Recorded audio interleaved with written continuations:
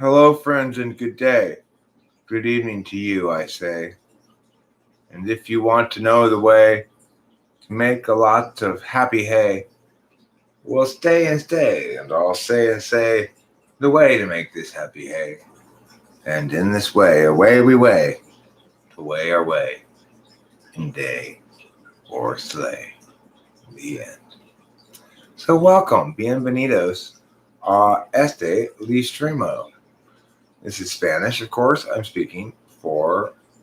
replacing the English words of the live stream with the Spanish word equivalent for it, el listremo. If you love a good el listremo, you're going to love talking with famous people. Because what I'm here to do is provide high quality listremo day. Call you back when I'm done. But I'm live streaming now. I can't call you back now. What are you talking about? Are you going crazy? I am live streaming now, though. I am live dreaming? No, that's not what I said. I did not say I am live dreaming. Who says that?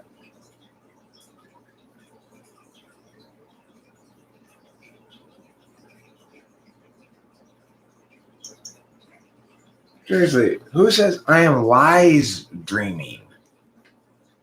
I am lies dreaming. What is that like?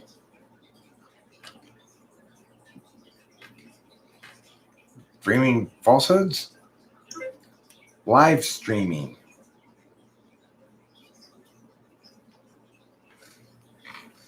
Look at this shit. Look at this shit, will you? I am wife streaming? Seriously? Seriously? Voice to text? Who wife streams? Nobody. Nobody wife streams.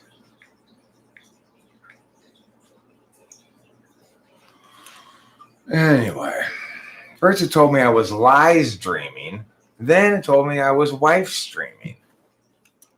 I'm not doing either one of those things. Streaming for wives, Mr. Polygamist.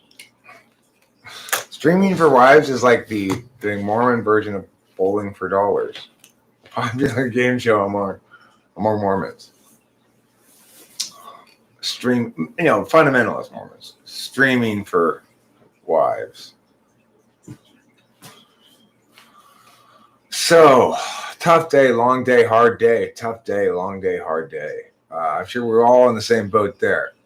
High five, everybody. High five. No, not currently on Twitch right now. I was thinking about maybe going for some Twitching. I'm not sure. Lice screening, huh? Carter had a long day too. We are all exhausted. Let's all settle in, treat ourselves to a pint of Haagen-Dazs ice cream. High five. And let's just look in the mirror and say, hey, me, there's nothing wrong with you. And then, relax with your preferred relaxant, whatever it may be.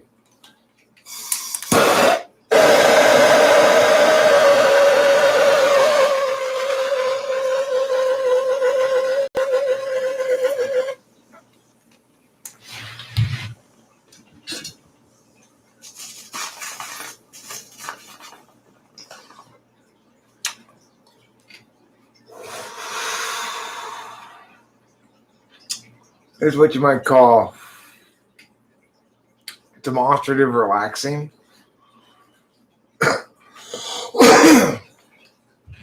in the rip pulling function slot. Okay, so as far as I know, there's only really one of them that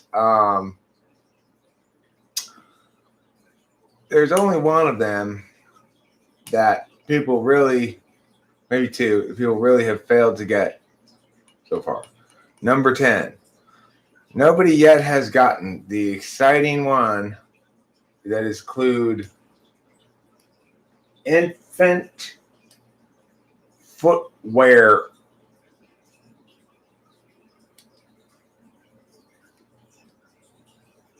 donning assistant or something like that. think that's what it is. That one is no. Look, one clue is infant. The other clue is footwear donning assistant. Okay? There's a comma between them or something like that.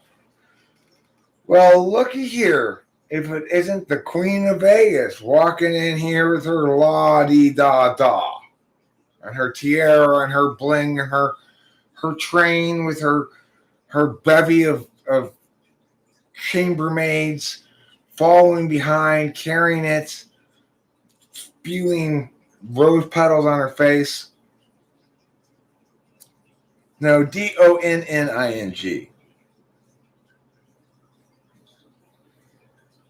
Donning, not dawning.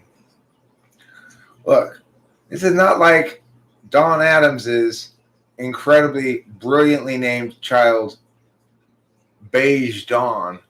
Beige Dawn is the kind of dawn that happens in the morning. Toddler cobbler? No, that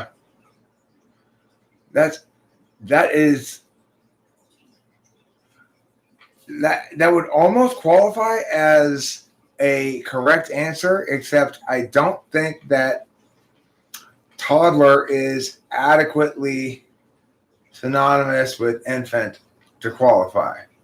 But it's a great answer. And also, I would say toddler and cobbler don't really rhyme, although they almost rhyme. But hello, Kitty and Rachel. Hello.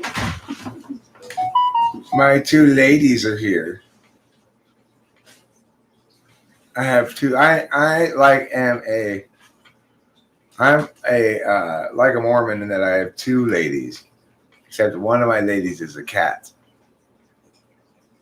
Boom, boom, boom. Legends fall. Boom, diggity, boom, diggity, bomb, diggity, boom.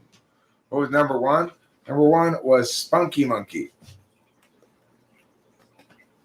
Oh. It wasn't Funky Monkey. Funky doesn't mean energetic. Yeah, Funky Monkey. But see, you can trust me to not half-ass a clue, right? Like, if it had been Funky Monkey, people would correctly be able to critique it by saying, well, funky doesn't really mean energetic, Eric. Yeah. So I try to limit my critique ability as much as possible. So my favorite one of all was Newborn Shoehorn. And I'm glad Legends Fall got it. That and Gen X Seal maybe have got it independently or not. But that was the one that I think people gave the most trouble. What is this intellectual pantomime you're witnessing? Well, it's me, I guess, doing intellect theater. I'm using a lot of fancy words. I'm, talking out my ass, meaning nothing, just a bunch of word salad, basically, and hoping, fingers crossed, that I continue to fool everybody and that nobody like Reinhardt Falopoli shows up who's, super insightful and smart to unmask my masquerade of intellectualism. Yes. Unfortunately, it looks like Reinhardt Finelope has, in fact, arrived. Probably Cloud, one can assume. Most likely. But one never knows. One never knows. Morale you. Hopefully you're an anarcho-communist. Well, with that crazy-looking hammer and sickle thing you got there, Mr. Man.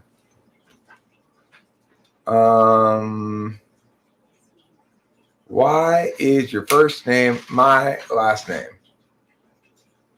Your last name is Zafal. Legends Fall. I don't understand. Legends Fall's last name is Zafal. I was browsing channels looking for niche commentary when all of a sudden I arrived at your channel, Mr. Eric. Eric's your name, right? I am new here. I am unfamiliar with your ways. You're always browsing YouTube for communism. And you hope to have found it here. Nothing smells fishy here. Sounds totally legit. Which one of the Teletubbies would I be? The communist one, of course. Obviously. The anarcho-communist one. Which one's the ANCOM? Which Teletubby is the ANCOM? That's what I want to know. Is that what they call you? Is that what anarcho-communists call themselves in private conversation?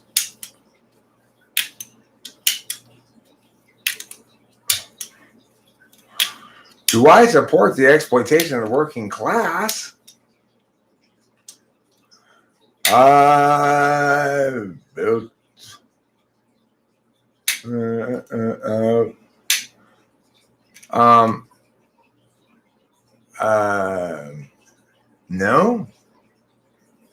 Yes. No. Wait. No.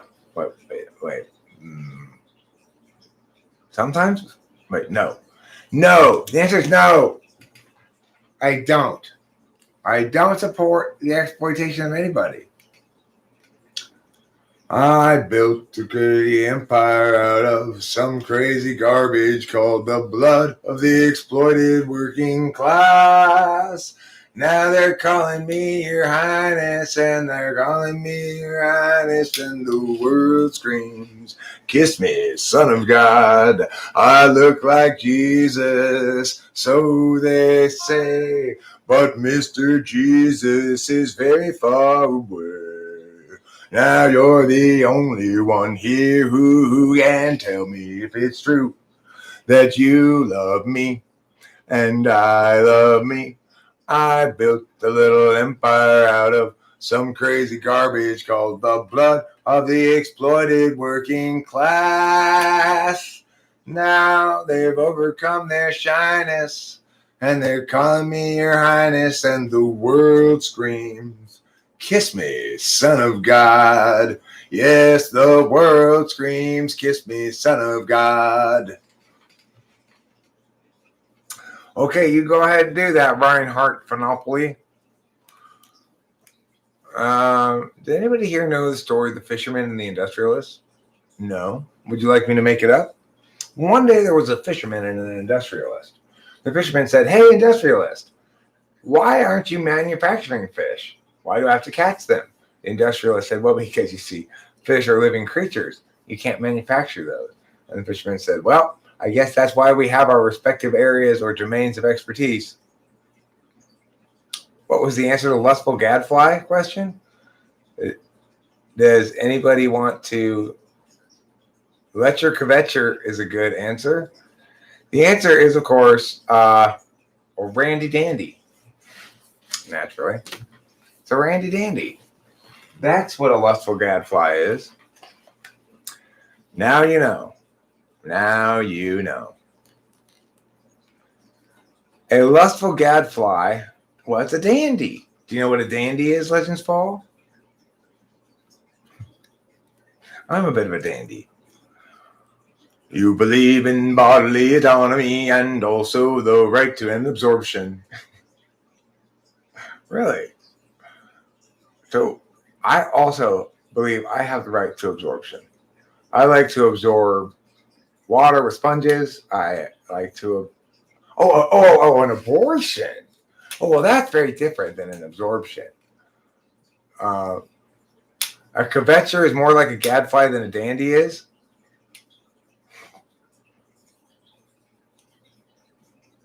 No, I don't agree with that.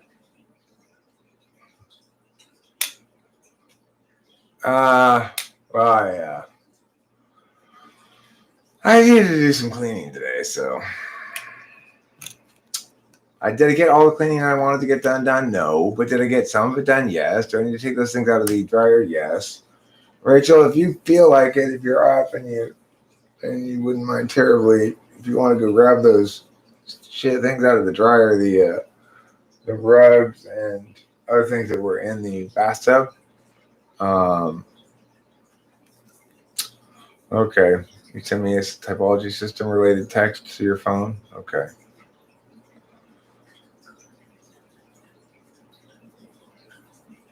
Well, look.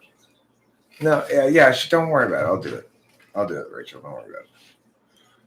Presumably, you are politically illiterate. Allow me to express my thoughts and opinions on why everyone should reject capitalism and return to stateless economies. Go for it, Reinhardt. Knock yourself out. Yeah, modernity. Who needs modernity? I mean, everyone's got my phone number if they want to phone me. The thing is, the question is, what kind of things do I want to receive as phone messages?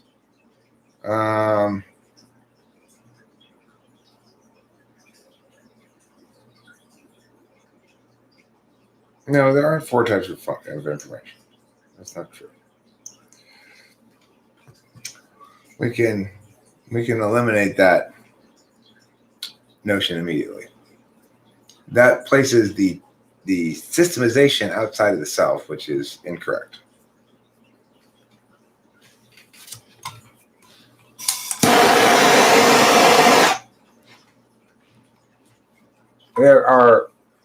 There's data from the world. What data we access and how we access it and what form it takes depends on our cognitive functions and how we approach the thing. A dandy is a foppish clothes horse who often isn't taken seriously. And what exactly is a gadfly then? Horse mumbler.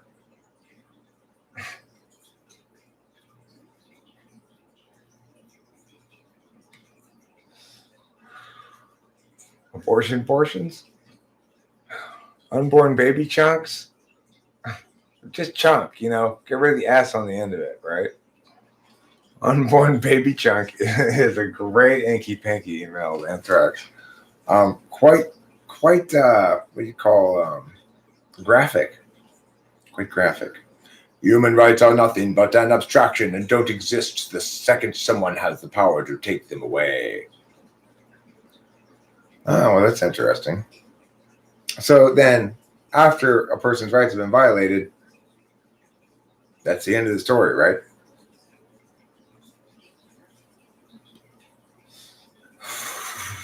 Fetus deletus.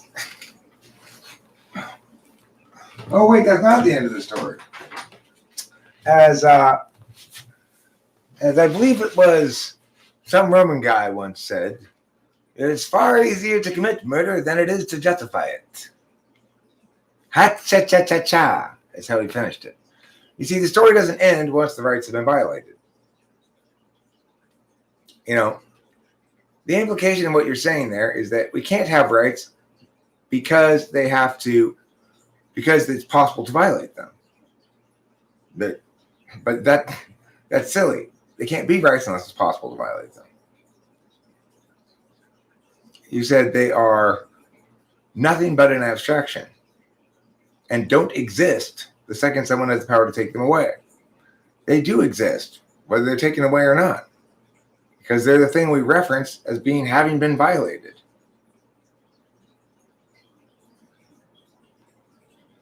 In other words, they're the means by which we understand justice. They're the only logical means by which we understand justice. Fuck it, I'll Google it myself. Force going to work. Gadfly.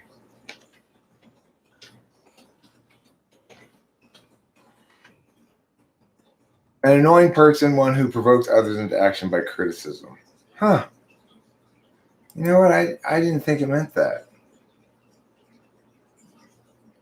I guess I thought it meant a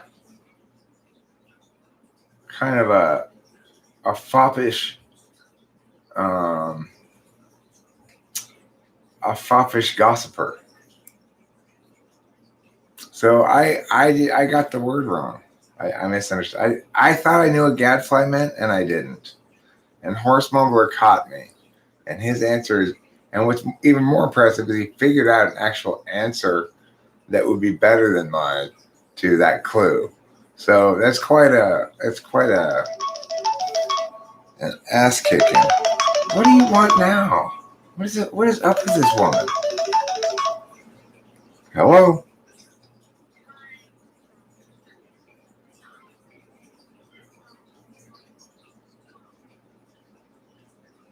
Uh-huh. Uh-huh.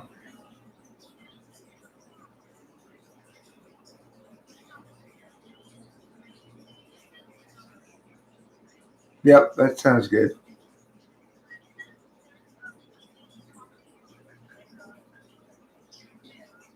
Just forget that stuff. Just toss that. Just forget about that. Whatever you just already said is fine. Yeah, that's fine.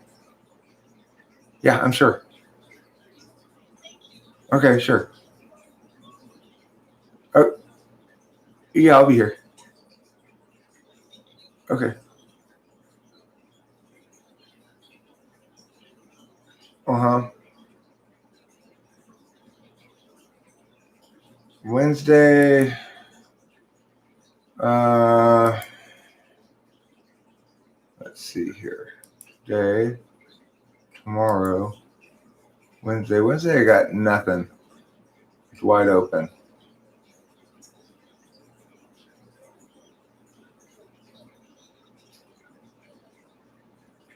Okay, I got you on my calendar. 2 to 4, Jeff. Yeah, Thursday I can't really do anything. I got something already booked in the morning, and then I got to do family stuff. I'm not sure how late that's going to go. If I could do something else, it would be fairly late in the evening. Friday looks pretty wide open.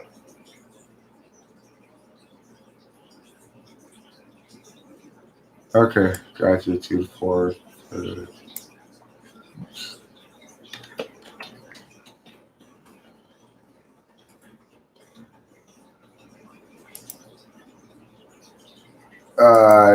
I have to look, but it probably. I don't know exactly, but I probably. Okay. Okay. That last book was pretty depressing. Yeah, it's just like Jesus. Yeah, Chicago area schools banned that book in 2013 because it was too graphic, and everybody threw a fit about it. So.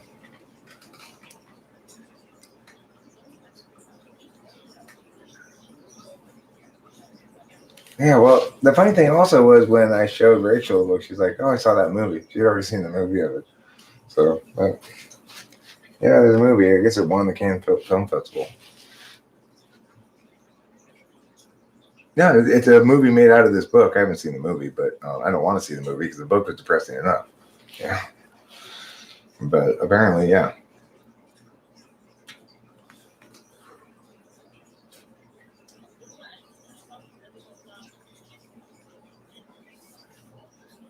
Well, I mean, who knows? This lady's done a good job of picking literature so far. I got to give her that. If nothing else, she's picked good books. So maybe the next one will be good too.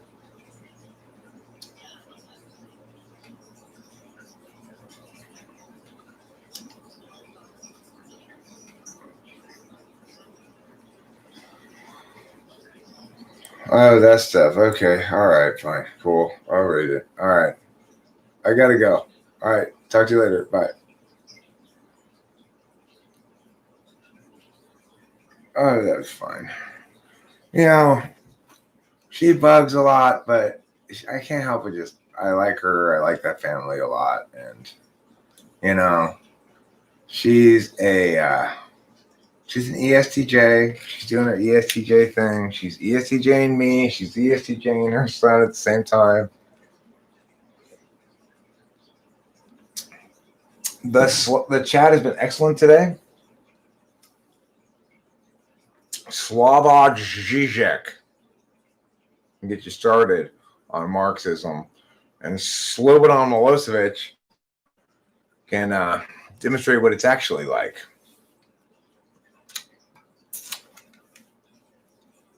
If you want to enrich my placenta, it'll cost you $30. At least that much indeed per day. I don't know how to save my streams on Twitch at all, no. Yep. Well, Reinhardt, Penelope, you're not really that shocking or that evocative. Indeed, we have plenty of people saying crazy shit like you all the time. We're pretty used to it. Yeah. What do you think about that? I know. I know Oliver Linehan. I know. I'm well aware. Even me, somebody with knowledge in the 4th slot, with NI in the 5th slot, even I, very skeptical, very hesitant to assign a firm conclusion, very prolonged in my withholding of judgment. Even I can tell that Reinhardt phonolopically is rhymes with crowd, made of water vapor, 5 letters. Hey, Cameron, at 4 p.m. tomorrow, let me check my schedule. What day is tomorrow? Tuesday? 4 p.m. All right, Cameron, you're on my schedule. I've got you blocked off from 4 to 7. We'll see how it goes.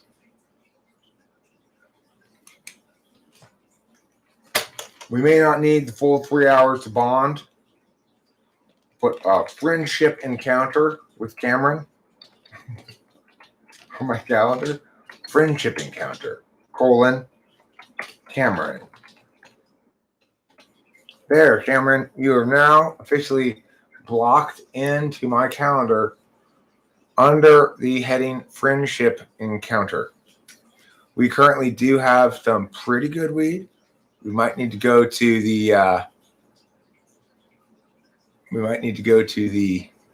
Miggity Meow. Eric, please don't hurt yourself. Why would I hurt myself? What do you mean? I'm not one to hurt myself. Cam Moto, yeah, that's my ISCJ friend Cameron. Trying to talk in this format is useless. Well, Reinhardt, would you like to talk with your voice instead? Would you like to do that? Would you like to enjoy the special flavor of wonder that comes with touching important parts of yourself in ways that you can remember forever? Go ahead. Go ahead, Reinhold. Come on, feel the noise. Girls, rock your boys. Let's get wild, wild, wild. Let's get wild, wild, wild. Is chronic better than Kush? That question doesn't really make any sense. That's good. Don't smoke, kids. Stay away from smoking. It causes you to cough and be affected by the flavor of email anthrax.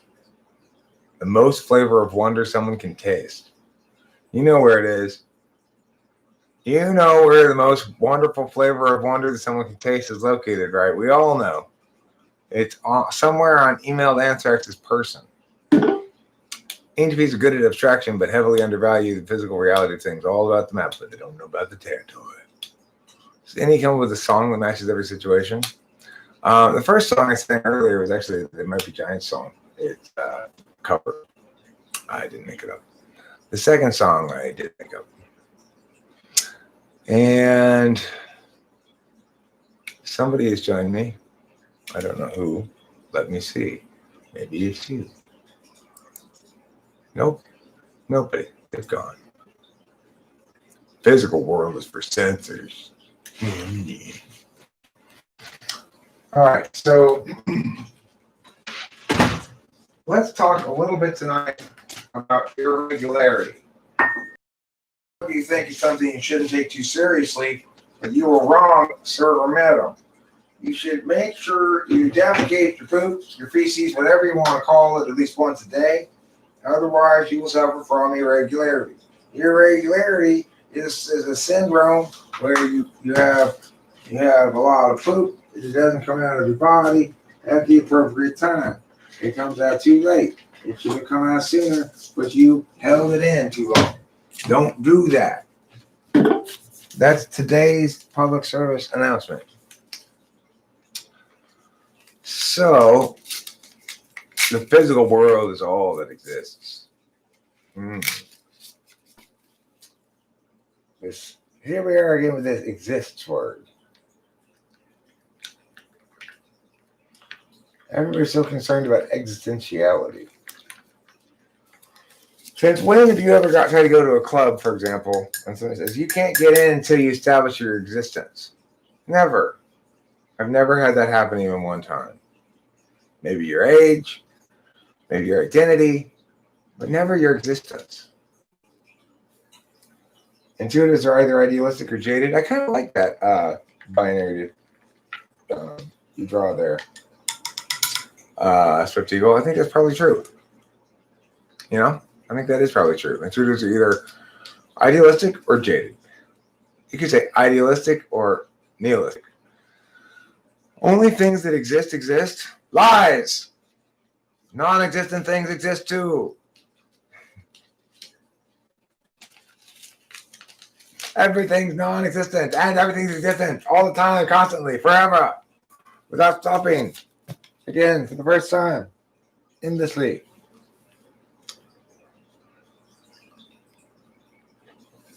That's interesting. I'm an idealistic chunk of jade. Katy Perry is a shady fairy? Is this that intuitive dichotomy? Let's see. Stunning and brave. Stunning and brave. Stunning and brave. Stunning and brave. No, well, look, it's a little bit, sort of. When you're young, it's that, but that's a funny meme. I like that. But for me, feeling like I have a realized version of self has come after accepting that things do matter.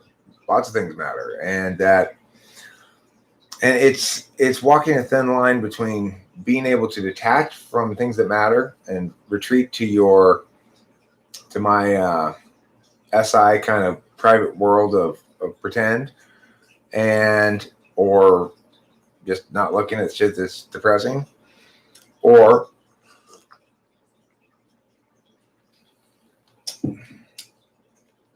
to understand and to behave as though things have significance concurrently. That's the trick. It's like what's required of somebody to be a meaningful leader in the world, really, is that they both be able to understand and respect the significance of suffering of the individual, to feel for people strongly, and yet also to be able to turn that off and make decisions without that influencing those decisions is a tricky thing to deal with. Typically, it's like, well, that meme there is very very interesting, because I think that this is a meme for it's like your ENFP, ENTP, right? Or INFP, INTP, I guess, but it's obviously more ENTP, FI polar. You could say ESTP maybe. The thing is, I'd like to think that basic approach, which is kind of like the baseline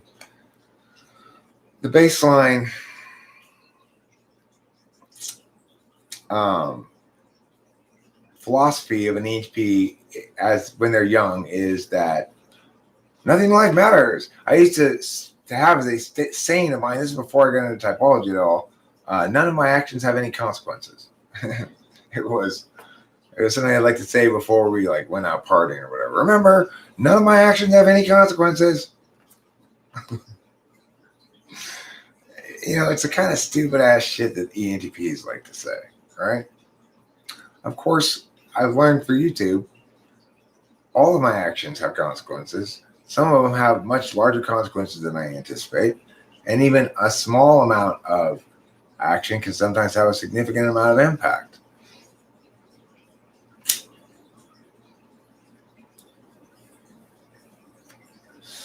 So,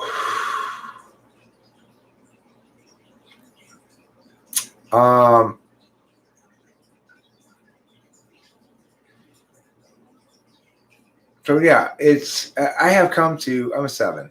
I've come to respect feelings a lot more. I've come to experience them a lot more gladly and happily and openly in a lot of different ways.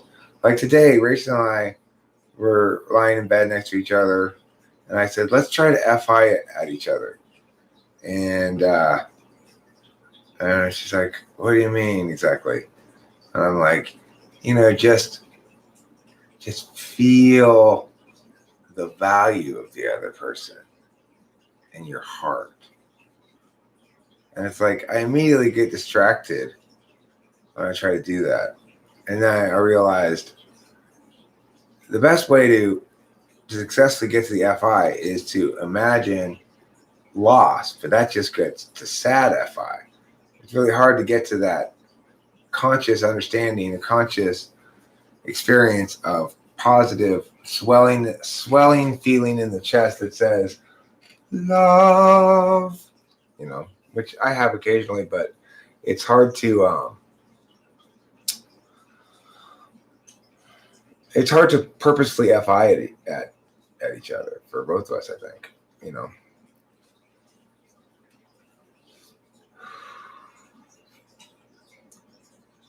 INTPs think feelings are icky and irrational. I like them. I find them like, ooh, because they don't last very long.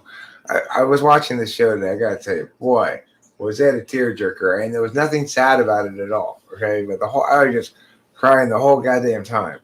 It's this new anime series that I started watching, and it is about volleyball, and it's called Hayuki or something like that. It's one word, and it reminds me of the word haiku, but it's not haiku. And it's got 2 exclamation points after it. It's about a high school basketball team and a guy who plays for the high school basketball team who is very short, but has aspirations of being, but who, the whole Japanese storyline. He trains so hard and he trains harder than the rest, and as a consequence, he has some physical gifts, but he's raw. But they're gonna, you can probably tell what's gonna happen is he's gonna become better over the course of the series until he really maximizes his abilities. My guess. Volleyball though. H. Y. Call. Do I have like a? Well, let's see. Why doesn't it show what I was watching before?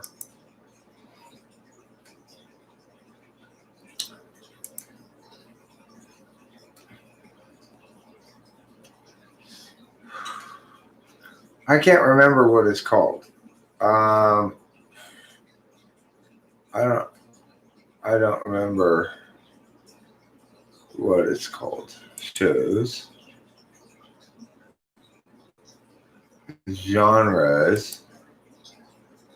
Do they have volleyball genre?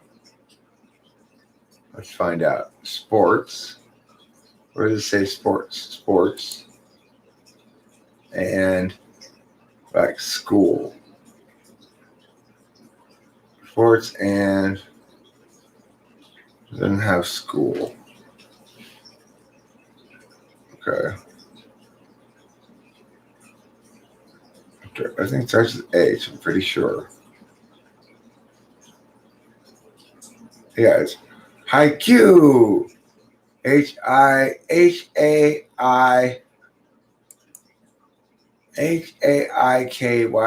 exclamation point exclamation point. HAIKYU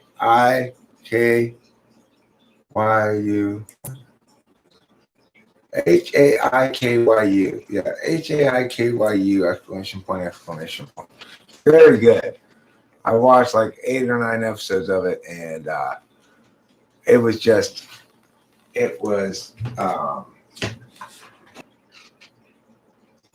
nonstop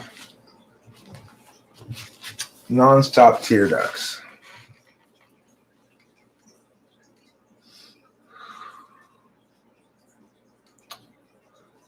Kyra, are you really having another argument with Grass Eater? Have you considered maybe, you know, you don't, those don't always, doesn't always make you feel good to have arguments with Grass Eaters?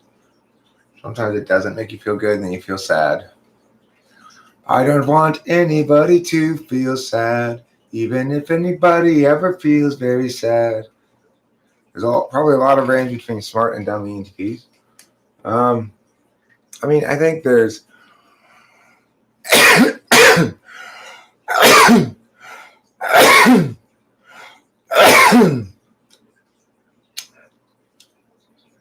I think there's a fairly large range in character among ENTPs, depending on how they're raised. I think ENTPs can be subject to no, it needs to be moved from the dryer back into the bedroom.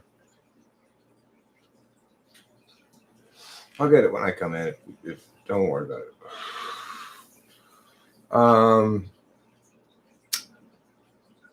The thing is this: ENTPs are who they are ultimately because of how their SI works in conjunction with their FE, TI, and NE primarily. Okay, so what that means is, first of all, ENTPs and ENFPs as well, but especially ENTPs who have so little link to their authentic self, grow up very slowly. We grow up by learning to take care of ourselves a little bit better. We grow up by learning to be more cautious in what we say. We grow up by learning to be more careful with other people's feelings and so forth. Or we grow up by learning to be less naive, to realize that you really can't trust people, that our native optimism and native enthusiasm for the novel and the interesting, and our native alpha quadra fondness for chatting and so forth, is not safe. And in which case they turn out an entirely different way, which skill sets they focus on matter a lot, because we develop skills fairly slowly, but we develop them steadily. And at the end of a certain period of time, we will have a robust skill set in something. What that thing is, it really depends on where our focus is.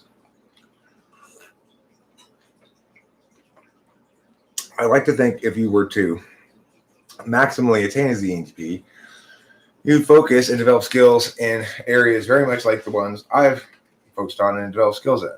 And so I'd like to think I'm a fairly developed ENTP, but that's because of two things primarily. One, being 50 years old, and two, sort of stumbling into the right kind of stuff, and three, being fond of music. So, I always had some sort of creative outlet and stuff.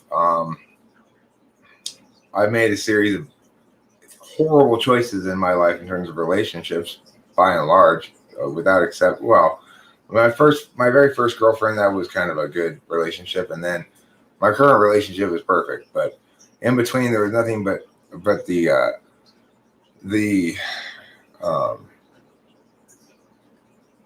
debris of plane crash after plane crash of relationship.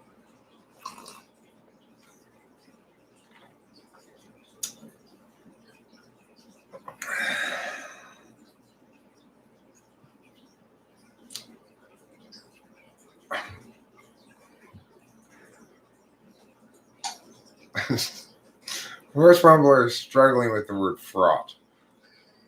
And then it appears, even when he got it right, he misspelled it. He had another INTP correct him. That's when you know you're getting deep. You're getting deep into the precision. When INTP 2 corrects INTP 1 who's correcting autocorrect because he's using an obscure word that autocorrect doesn't usually expect, that the phone doesn't usually expect somebody to say. Like gadfly. What's annoying to me, though, is when I'm using voice of text in my phone, I'm saying the word live streaming, and it says lies dreaming and then wife streaming. That's an obvious word. The phone should know that word. How's it going, David Sanderson? It's going well. Are you feeling more David tonight or more Sanderson? Probably more Sanderson, I guess. I see. Hard to tell. But I don't know. You streaming on Twitch or you? No, I just decided to just do this. Well, it's like somebody said, well, they're not saving on Twitch. I don't know how. I need to set it up a little bit more for, I guess, to make it save or something. I don't know what I'm doing wrong now. Now, in case you haven't noticed, we brought with us today to this live stream a very, very important kitty friend. You see her there waving to you with her paw and her tongue. Eunuchs. We don't have a lot of eunuchs anymore. I guess that's because there's not a lot of slavery anymore. Back in the day, if you wanted to enslave somebody and they were male, a lot of times you'd make them into a eunuch so they wouldn't hump your woman. Good thinking, right? Hey, I'd like to enslave you, but you're so manly. You threaten my relationship with my woman. I know. I'll render you into a eunuch. Isn't that a nice word? You're a eunuch. What does that mean? Did I wear a tunic? No. It's much, much worse than that. Emailed Anthrax says, critical thinking is not overrated. I would agree with that. What about non-critical feeling? Is that overrated? What about my non-critical feeling for my wonderful kitty friend? I love you with my heart. You fill my heart with kitty gladness. Kitty makes me into a kitty gadfly. Oops, no. I'm using the word wrong. Gadfly means one who provokes others to arguments with their incitation, I guess. I didn't know. Did you know that, David Sanderson? I didn't know. Yeah. Emailed Anthrax. My feelings may be meaningless and useless, but that hurts them. Okay? That hurts my meaningless and useless feelings. Email Anthrax, I was just about to sing to you a Bette Midler song, and then you went and ripped my heart out. You know which Bette Midler song it was, don't you? That's right. Did you ever know that you're my hero? You are the wind beneath my wings. Cloud is a gadfly? Cloud is a bit of a gadfly. Yeah, Cloud is a gadfly. We have found the correct word for cloud. Cloud is totally a gadfly. Well, I want to thank Horse Mumbar today for correcting me in my misunderstanding of the word gadfly. Now we have determined the actual, exactly right term for cloud. We'll inform people when they arrive. Don't be too caught up in Cloud's nonsense. He's a gadfly, we'll say. And they'll say, oh, what now? A gadfly. Oh, if you think it's something like a dandy, you're wrong. I was corrected about this recently myself by Horseman Board, where I learned, in fact, it's exactly what Cloud is.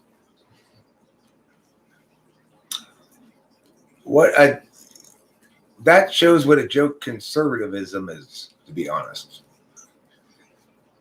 I mean, what's conservatism exactly? I'm not sure how we would define what that. What is conservatism? I mean, so how is the word usually used?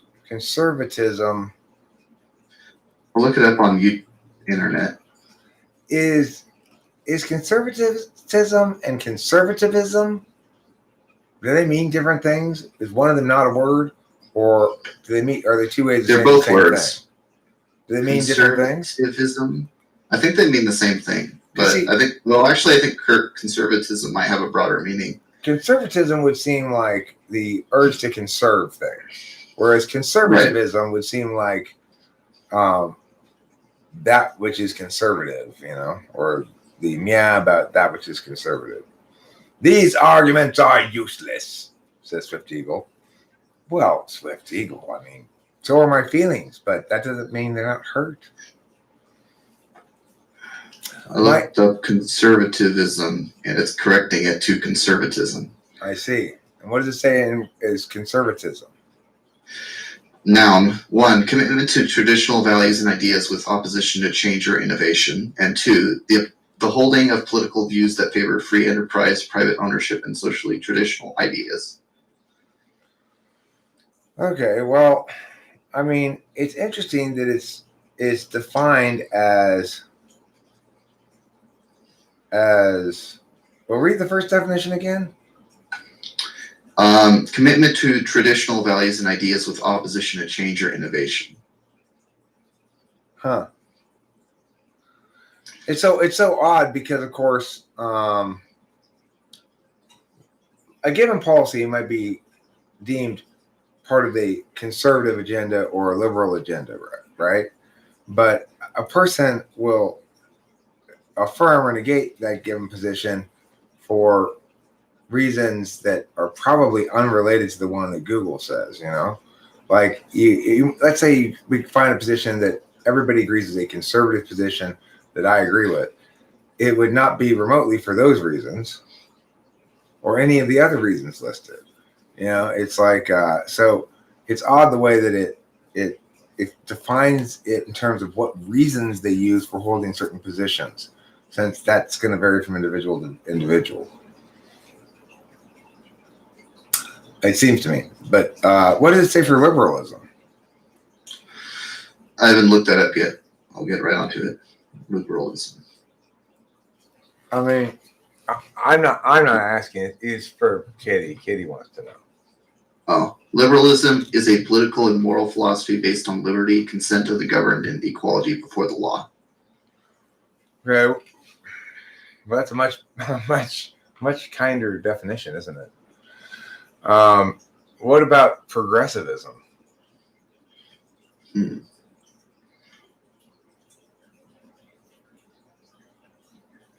Says progressivism is a political philosophy that's in support of social reform. Progressivism is a political philosophy in which people are likely to unironically use the word woke. That would be a much clearer definition, I think. A much more meaningful definition. Who here thinks that we should use the word woke unironically more frequently? Super important.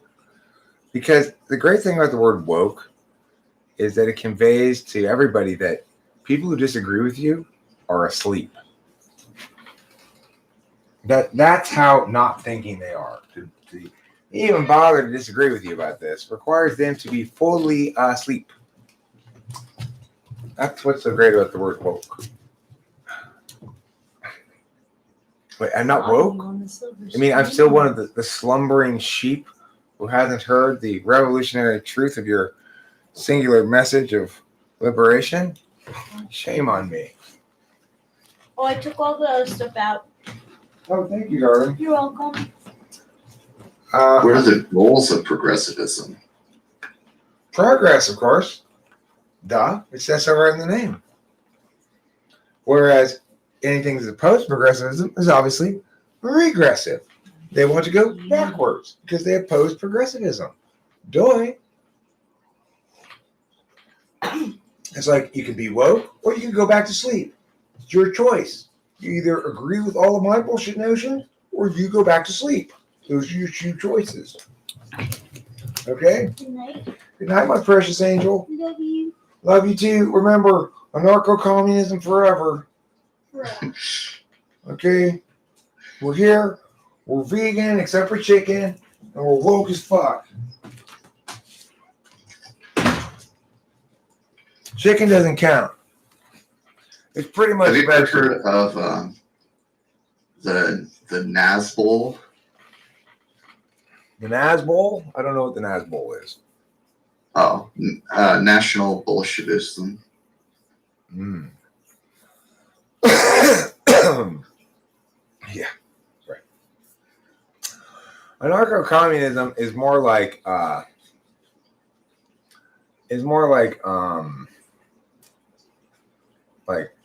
feuding family kind of world where the Johnson sect done raided our ranch again and stole one of our cows.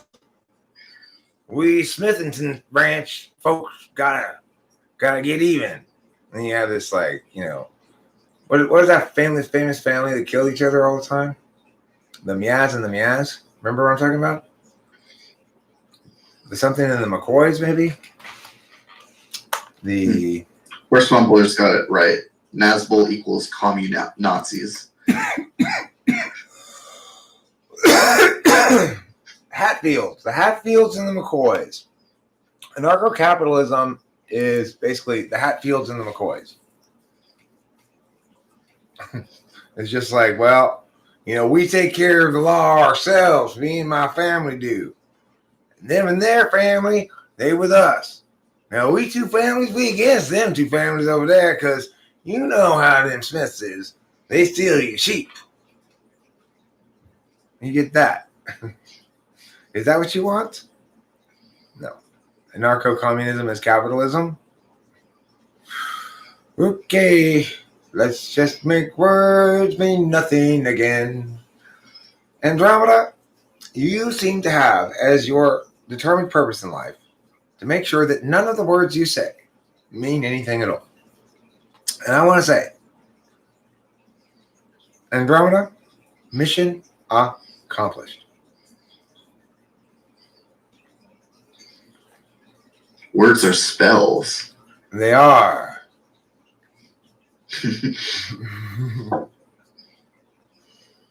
Yes, Swift Eagle, you're getting sleepier and sleepier the more I spell you with my words. Yeah. Feel your eyelids hang heavy. Feel your eardrums turn off. Feel your eyeballs grow fuzzy. Feel your skin. Feel your hair standing on end, saying, sleep with me, sleep with me. And now you are asleep. What is transhumanism? Well, that's if you are sometimes human and sometimes not human. If you're fluidly transhuman, then you're trans. It's basically the correct word. It's a misnomer for transspecial. If you're transspecial, you are like manimal. You change from cat into monkey into person into eagle into whatever. What guy's voice is annoying? My voice? My voice is annoying. Well, you know what I have to say to you? Mia, nag, and yeah. That's how you get you. Nazbol. Well, they seek to reject their mortal coil and upload their consciousness into the cyber.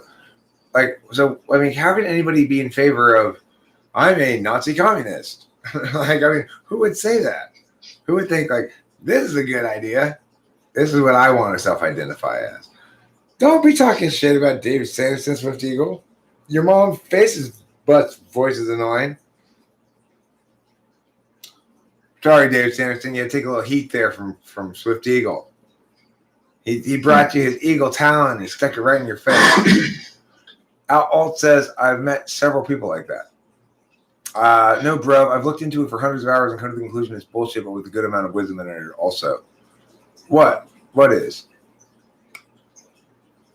What is bullshit with a good amount of wisdom in it? Anarcho-capitalism?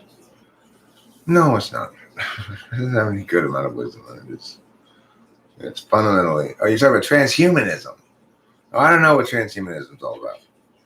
Transhumanism is like, just look it up. Transhumanism is a philosophical movement that advocates for the transformation of the human condition by developing and making widely available sophisticated technologies available to greatly modify or enhance human intellect and physiology. So laser eyes, basically. Yeah. Okay. Cyborgs. I'm looking forward to getting laser eyes.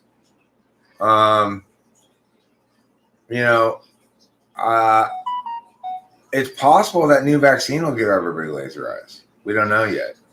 It's a new kind of vaccine. We never know.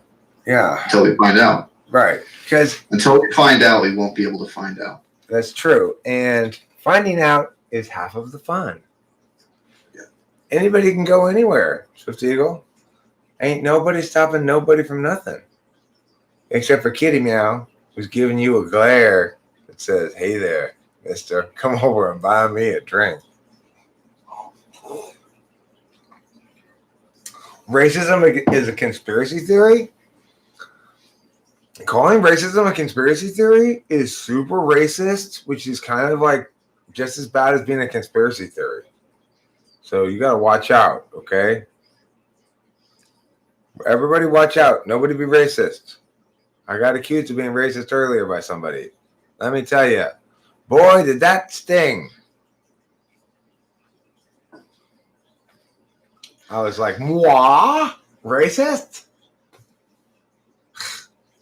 I mean, no, I'm not racist, but what's even worse than calling me racist is saying that I somehow rigged it. That my editing was to rig that video to make it look like now. The only reason I edited it because being type he went on and on and on. It was like 2 hours long, which I knew was going to be way too boring for anybody. So I cut out a bunch of the NI test part because he did it for a long time. No, Oliver Lionhand. That's a bad idea. We're not dropping any nukes on anybody. What's my view on whistleblowers like Snowden? Personally, if I become president, I will give Snowden a full pardon and encourage him to return to the United States a hero.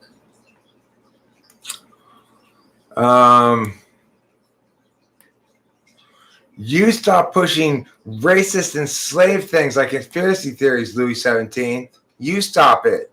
You stop. There. I put an end to that.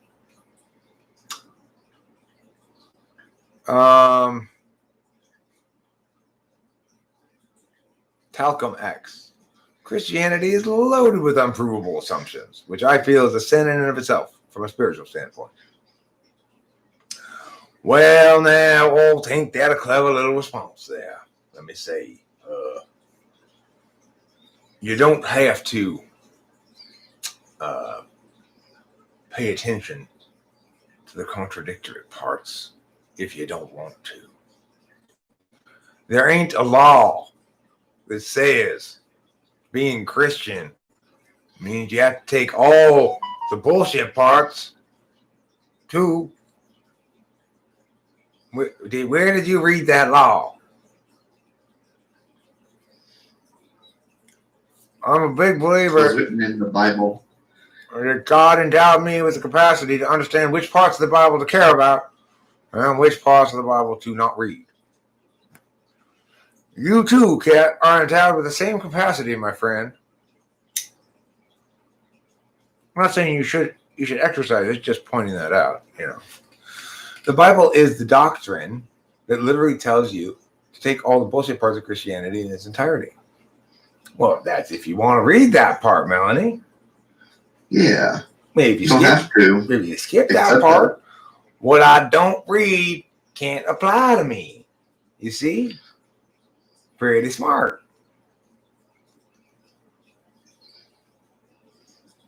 Dang it, Eric. That's a mighty fine point you got there. Right. I already know I'm saved because of Jesus. I praise to be the Jesus.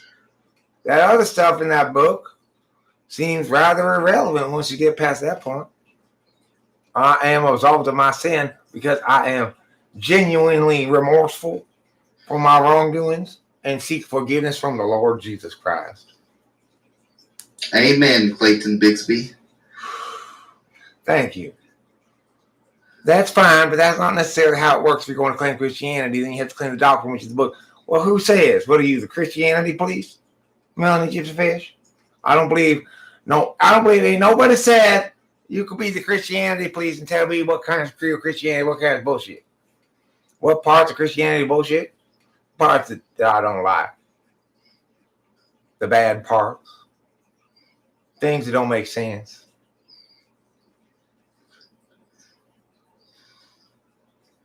Get it?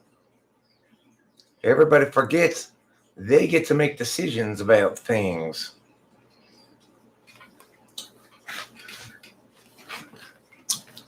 Okay, well, I guess I'm done being Southern for the moment. I hope you all enjoyed that visit to the American South. We're a little bit more fundamentalist than we are here in the West Coast. And as Joey points out, we're all black when the lights go out. Good point, Joey. Good point. Well said. So NETI. It's pretty interesting observation. Yeah. And we're all gory on the inside. I guess it's the best word for it. We're all gory on the inside. If you smash one of us, it's mostly going to look the same. If you smash us flat with something heavy, like if you drop an anvil on somebody from a high height, the remnants are going to basically look the same. You know, just however much person there is going to be that bigger amount of remnants.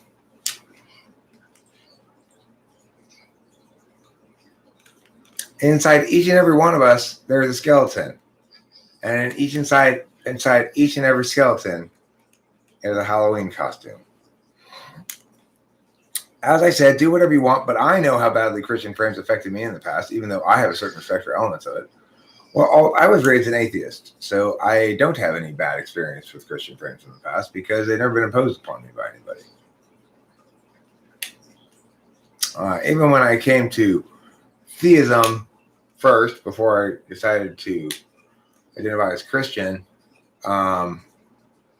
it was because I chose to embrace that as a means of quitting drinking. It wasn't because, somebody was using Christianity against me in some way. And in fact, AA said, well, higher power has you define it. So there was no pressure there to be Christian in my understanding of God. I just felt ultimately that Christianity makes the most sense as a religion, that it upholds the right primary value, forgiveness, that it correctly assigns moral agency to the individual and responsibility to the individual, that it correctly articulates most of the negative moral prohibitions and establishes the framework by which rights violations come to be understood, and that it additionally provides some guidance without clear instructions on positive moral indications, such that you can have a clear sense of what comprises a good direction to do things in without being conscribed into some ridiculous ritual TE bullshit like Islam does, or, it seems like the best religion. It seems the most correct. The story is the most compelling. The idea that there's a single God who gave his only child, sacrificed him to be murdered unjustly so that his death would somehow absolve the world of our collective sin and make it possible for us to be forgiven of sin. Because ultimately, isn't that the primary concern of everybody at the end of the day? It's like we don't want to be bad people. We don't want to be burdened by our past mistakes all the time. We need some mechanism by which we can feel as though we are forgiven of those mistakes, that we are absolved of them, that our remorse and our genuine desire and effort to do better and avoid making that mistake again there's some mechanism by which one can attain absolution. So I find Christianity to be the best absolution mechanism. And to the extent that there are stuff in Christianity that people point, but it also says that I don't give a fuck. Like I read the Bible.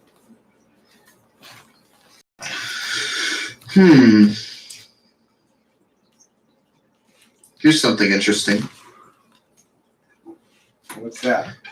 Here's something an ENFP would probably say, or might say. Every 60 seconds, a minute passes in Africa. Together, we can put an end to this.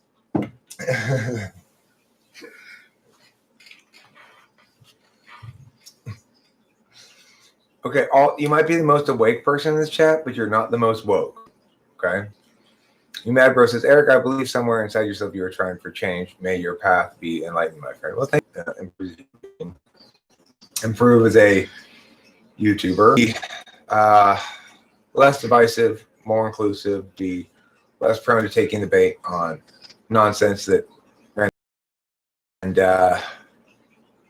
hopefully more peppy in my delivery so that I maintain entertainingness over time. I think the chat obviously is the draw for a lot of people who, I think a fairly large percentage of people in the live stream are paying zero attention to me and all of their attention to the chat and arguing it with each other in the chat. So there's always that component of things as well. But to the extent that I think I keep things interesting in the realm of words being spoken and ideas being talked about, then it's more likely to be successful. Why does Christianity glorify human sacrifice? I mean, my Christianity doesn't. Is that the question you wanted addressed? My Christianity doesn't glorify human sacrifice. Joey says, my point is that it's dumb to identify with what you believe in because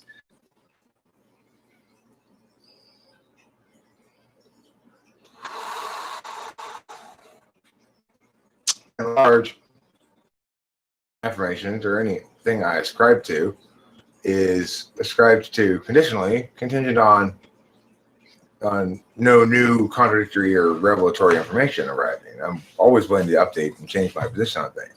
Now, God is, I'm not sure why that's happening. It's not me kicking the router.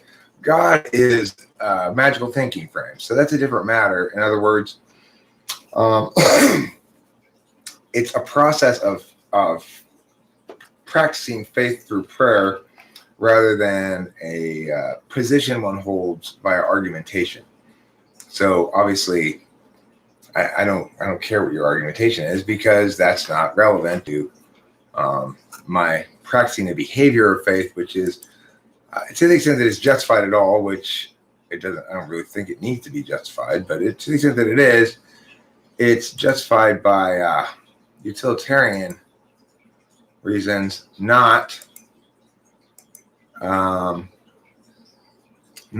because it's the most logically defensible position or something like that. If it were, then it wouldn't be magical thinking and it wouldn't work as part of my magical thinking frame.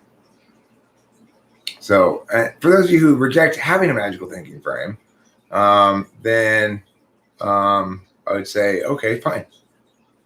I would claim for me, being a reflexive rationalist, that sort of attaining what I believe to be a desirable status of meta-rational about stuff in general requires me to incorporate a magical thinking frame. I think for people who are magical thinking frame by nature, first and foremost, then probably they have to incorporate a rational frame. But for me, it represents broadening of my perspective to incorporate things that aren't TI defensible and that to embrace some of the NI synergistic truths regardless of whether you can parse it out, I'm still not exactly sure what actually constitutes magical thinking. Well, it's a frame of reference that has various specifics to it, but those things are are metaphorical. We're not linked to anything empirical nor logical. So, for example, tarot cards comprise magical thinking because, from the non-magical perspective, tarot cards are just, I pull out cards and then I tell stories that generally will link to just about anybody. And I'll sort of dig around a little bit. So this might mean this, or it might mean this. And then, oh, it does. That does happen in my life. It's that effect, Forer effect, I guess it's called. That's what a rationalist will say about it, right? And so a rationalist, as a consequence, will probably dismiss it as useful or meaningful, or at least say it's too arbitrary to put much weight into. But if you allow a magical thinking frame, then if you're in good control of it, you can say, I appreciate the guidance of the magical thinking frame here, and I'll factor it into my decisions overall. And I'll just simply not address the scaffolding, the logical scaffolding that upholds that, because I've come to terms with the fact that I have some magical thinking frames, and that's okay. Out of control magical thinking is not a good thing, for sure. Believe me, that's called going crazy. It's not. The reason I'm able to have magical thinking as the thing I have to incorporate is because I naturally and in every other way am reflexively, personality-wise, opposed to and resistant to magical thinking. If I were something else, then I'd have to probably move away from magical thinking towards less magical thinking. It really depends on how, like every configuration is an overweighting of something at the expense of something else. So there are no balanced configurations. Everybody is 3M1P or 3P1M. And the reason you're unbalanced is because a configuration is an advantages you on certain vectors, so that you end up prioritizing that strategy for attaining the prime directive of minimizing the gap between map and territory. Circumcision isn't transitioning. Thank God. Whew. I was afraid my parents had begun the transitioning process when I was just born. I was circumcised, I guess, fairly early on. What is the dark continent? Well, the dark condiment could refer to either ketchup or barbecue sauce. The dark condominium usually refers to one that doesn't have any people in it yet, lights aren't turned on yet. The dark incontinence, well, that's the color of the poo that's trapped up inside of your body due to they're coming out of your body relentlessly due to your incontinence. Eric, if someone needed comfort from you, would you find it frustrating if they didn't want to talk about the thing that upset them? Much less so now than possibly in the past. In the past, I've said one of the things that bothers me most of all is something called problem admiration, where people want to tell me about something that's upsetting them, but they don't want my solution to it. They just want me to commiserate with them. And I have ranted condemning words about problem admiration on plenty of occasions. I recognize it more for what it is now, which is, FI takes time. And when something hurts your feelings or whatever, or there's an FI moment, then it takes time to process and work through that. So it's like I'm more respectful, or try to be more respectful of at least some quote unquote problem admiration than I used to be accepting of.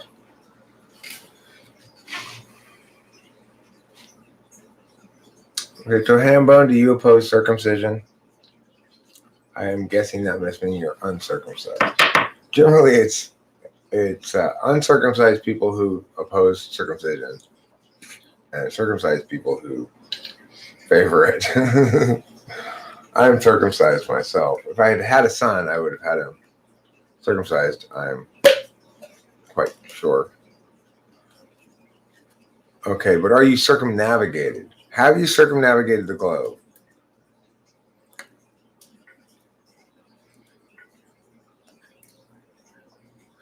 Your body, your choice, right?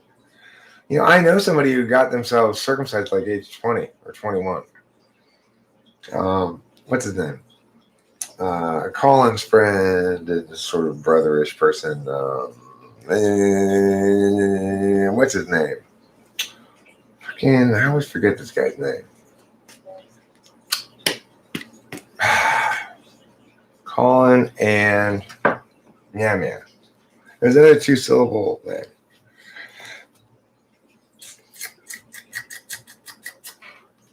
Oh, I don't remember. Anyway, he was he's an ENFJ. FENI. It's a very FENI thing to do. I think he preferred it, but it was his name Face? No. That was not his name. His name was something like Tanner or something, but that's not it. I can't remember. I can't remember what it is. Anyway, because he's an ENFJ, I think he was very happy with his decision ultimately, and he didn't. I know that he had a problem because he tried to go back to work too soon, and he had some all the arguments in favor of infant circumcision are silly. Well, I would tend to agree with that, Hambone. But,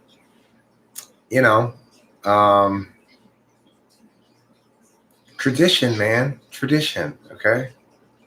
You got to value tradition.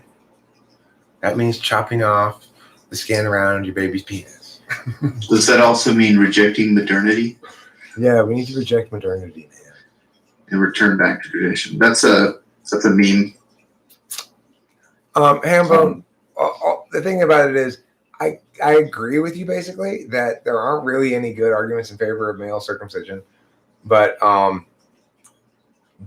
that the harms of it are very minor. Like that, it's not a big deal. Like it's not something worth getting worked up about either way. That's what I think. I mean, I agree some traditions are wicked. Like, I am very glad that basically, I don't think the schools are ever going to be able to force kids to go to a central location on a daily basis anymore. I think kids are going to, from this point forward, have the opportunity to do school remotely. And I think that's an excellent thing because it's going to functionally solve bullying.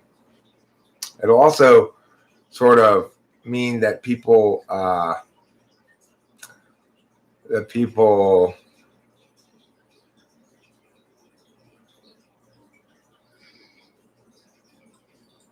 Hambone, I'll get to that in a second. You're distracting me with your foreskin talk. Hambone's always talking about foreskin. I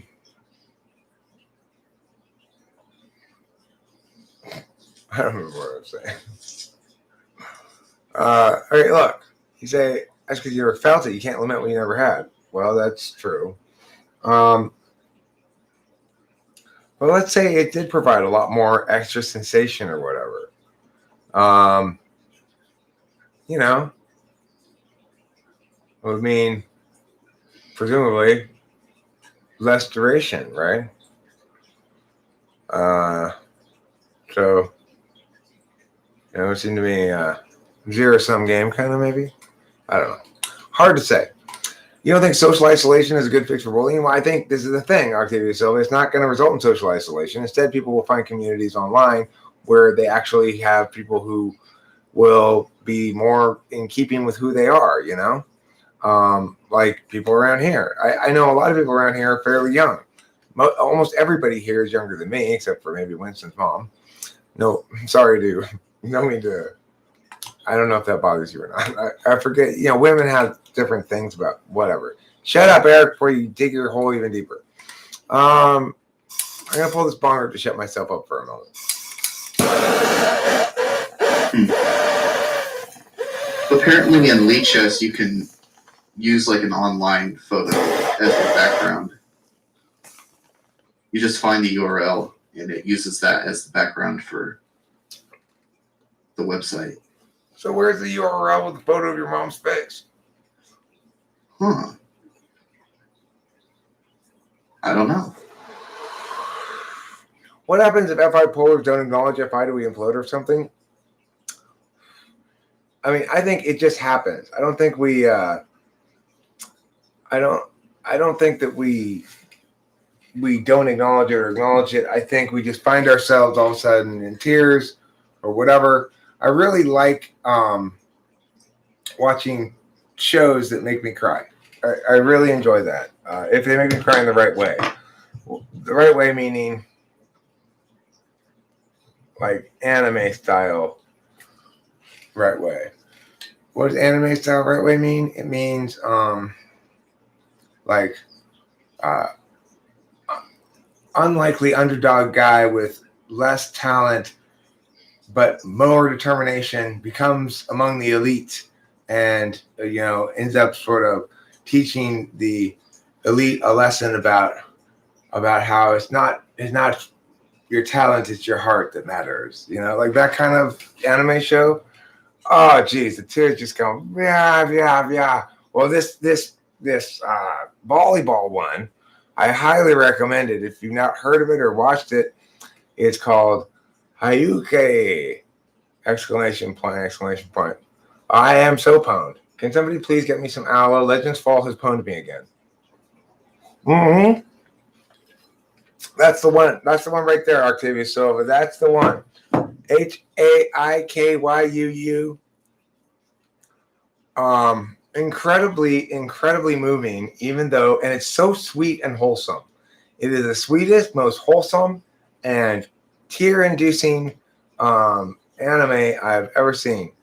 I love it. It's so safe to watch, I know that my emotions are in safe hands, that nothing too serious is going to go down. With Death Note, Alt, we're talking about something that's very earnest and wholesome.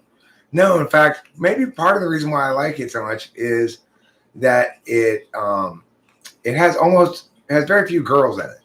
And so you don't get distracted by that stuff. Like, My Hero Academia, for example, that one was distracting with all it makes you want to get all hentai up on that shit, Anyway, I'm just saying that the ones that are really boob heavy, the ones that have a lot of boobs in them, they make me want to. They're distracting, It's distracting me from the story. This volleyball one is so pure. It's so just about the team and the competition. The only girl on the show is the manager, and she's attractive, but everybody's so like kind of embarrassed of her or something, or bashful, I guess, that nobody even tried to hit on her or anything. I will at some point watch Cowboy Bebop, but the thing is that's not on Crunchyroll, and in fact it's hard to find where to get it. You can buy it on YouTube, I think. But okay, so let's see here. Chad, you seem like an ass fan. I'm not actually. I'm not an ass fan. I'm a boob man. Although, when you're lucky like me and you get both in one package, you're a lucky guy. I'm a very fortunate 49-year-old man with a slow aging 34-year-old woman. Anyhow, let's go back to talking about volleyball, okay? Hey, we're not here to talk about hentai or hente or however you say it.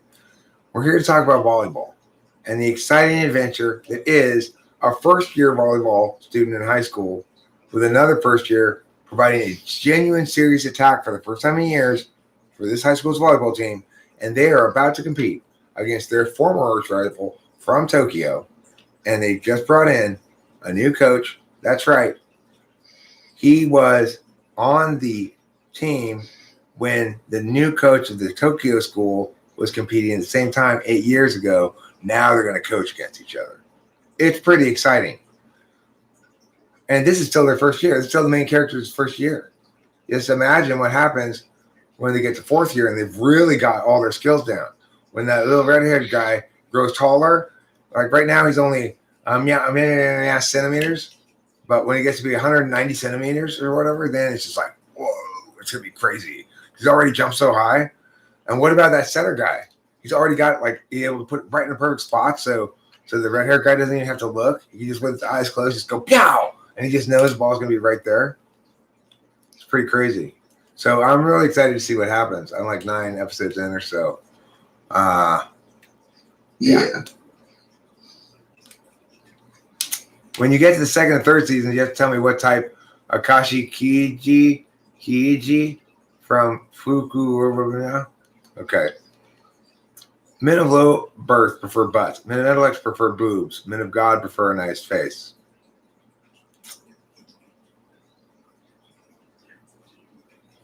Do you know a show called Kappa Mikey? No, I don't. Let me just say, a woman's womanhood in all of its totality is the rose, the fragrance of which provides me a nosegay during my meander through the garden of life. So said I, so it be true. There. So check out this background that I have for Lichess. It's an You eye. just find them online. It's an eyeball. Mhm. I recognize it from my face. It's an eyeball. I have one like it. I have 2 like it, actually. Even Kitty has 2. Yes, she does. What a special wonder she is. What a delightful bag of joy. Would you say that my kitty is your Purple Mountain Majesties? You must have covered this in the first hour. Did I do okay on the any test? That was kind of fun doing it that way where I could pause you. I don't know if you did okay on the any test or not. And now, at this point, all of the answers have been gotten, I believe. The last one to be gotten was number 10. And the answer to number 10 was, of course, newborn shoehorn. Now, Horse Mumbler corrected me on the other one that was problematic, which was a lustful gadfly. I did not understand the word gadfly. I thought it meant something different than it did. So I messed that one up. The correct answer, Randy Dandy, doesn't make any sense because Dandy's not a synonym for gadfly. This we have been over briefly. But so, in fact, Horse Mumbler came up with a better answer for it, which would be a, what was it? Something kvetcher? A lecher kvetcher? that would be a little bit better than kvetcher would be, yeah, that would work. That would work. And it's shocking he was able to come up with something else that works. Except the only problem is it really should be lecherous, but that wouldn't rhyme. So it's not exactly perfect, but still very impressive. Was your answer acceptable now that I know the definition of gadfly, naughty, haughty? Yes, actually. In fact, I would say your answer, is a gadfly haughty? You can make the stretch. You can make the stretch. I think yours might be better than Horse Mumbler simply because it works more grammatically. So now that I know the definition of gadfly, naughty, haughty is quite a strong answer, quite a strong entry. What were the rules? There's a video I put up a little while ago. Explains it. It's like less than 5 minutes long. So I stand corrected, Octavia. So my bad. I thought I knew what gadfly meant, and I was wrong. I thought it meant basically like a gregarious drunk dandy guy, but totally wrong. What do you know? Maybe that's a barfly. I'm thinking of. Thanks, Vinci Deluxe. Do you have a number one reason? I forgot that's the title of this. Do you, David Sanderson, do you have a number one reason? For what? That if that were included in the question, it would be a lot easier to answer, wouldn't it? Mm-hmm. That's why it's not included in the question. It's trying to challenge you. Oh, I see. Challenge you to tap into the mysteries of spirit. So what's the question again? What is the reason? Do you have a number one reason? Oh, do I have a number one reason? Right. Does anybody else have a number one reason? See, like I think most Christians would say, well, it's God. What do non-religious people say? In answer to that question, there is no number one reason.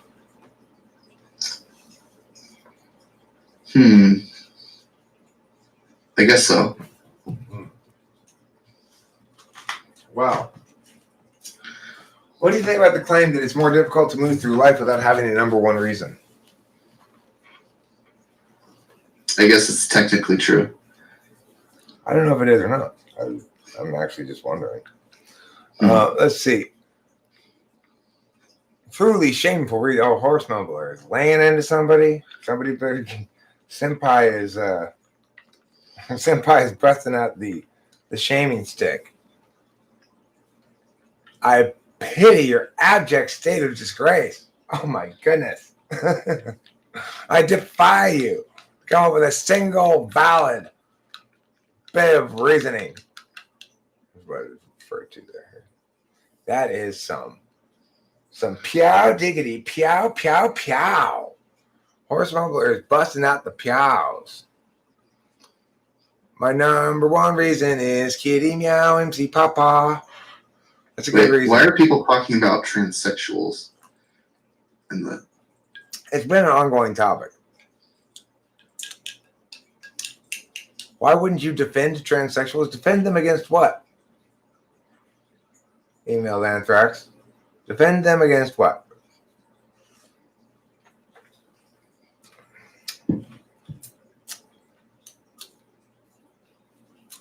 Oh, Grass Eater is claiming that wanting to be transgender is a mental illness instead of helping them overcome it. So, okay, well, look. I don't think it's fair to say that transgenderism is a mental illness.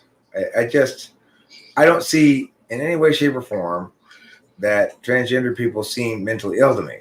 For example, Tiffany, my former tech guy who is transgendered, is certainly not mentally ill. I mean, I have some sense of what mental illness looks like, and it doesn't look like that. I mean, it's unusual, let's say. Not my choice. I don't understand why I need to have a stance on it.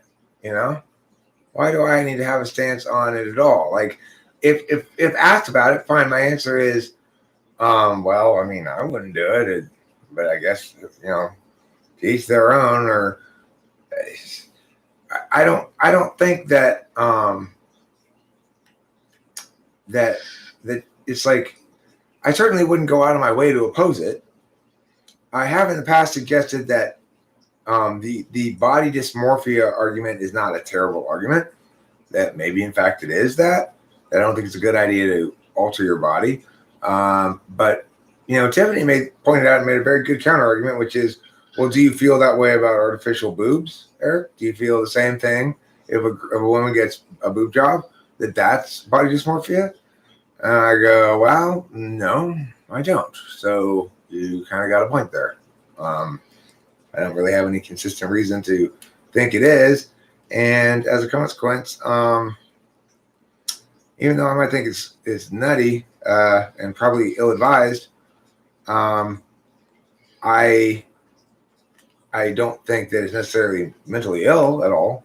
Like, I don't think fake boobs are good either. But I also don't think that every woman who gets fake boobs is mentally ill, right? I'm not trying to pathologize the behavior because it's kind of borderline. It's like typically when people want to alter their body in ways that objectively would be called damaging the existing structure, we would say that that's not a healthy behavior. However, they're trying to remake their identity. They're trying to remake their physical identity to match what they believe to be their metaphysical identity. I'm not sure that's a good idea, but it's not me who has a mismatched physical and metaphysical identity. So why am I having a position on it? It's not, it's like It's their bodies, their concern, and they're the ones who are making but I'm sure it's a very difficult decision. Certainly not a popular decision among their family members, probably. There's no doubt some self-doubt as well. And it's got to be one of the, it regardless of whatever else you think about it, it certainly requires some courage. It's not going with the flow. So, it's like why I would go out of my way to negate those people further and have a position that pathologizes them when they're already subject to so much ontological assault. I don't know why I would do that, and I'm not going to.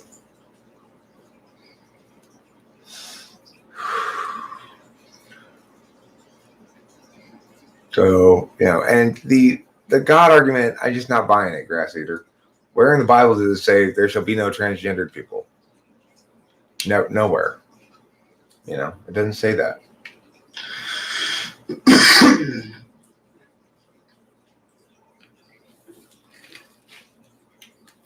So, I don't know where you're getting that from. It does say something about, like, I think it said, don't commit adultery. I think. Could be do. I'm pretty sure it's don't.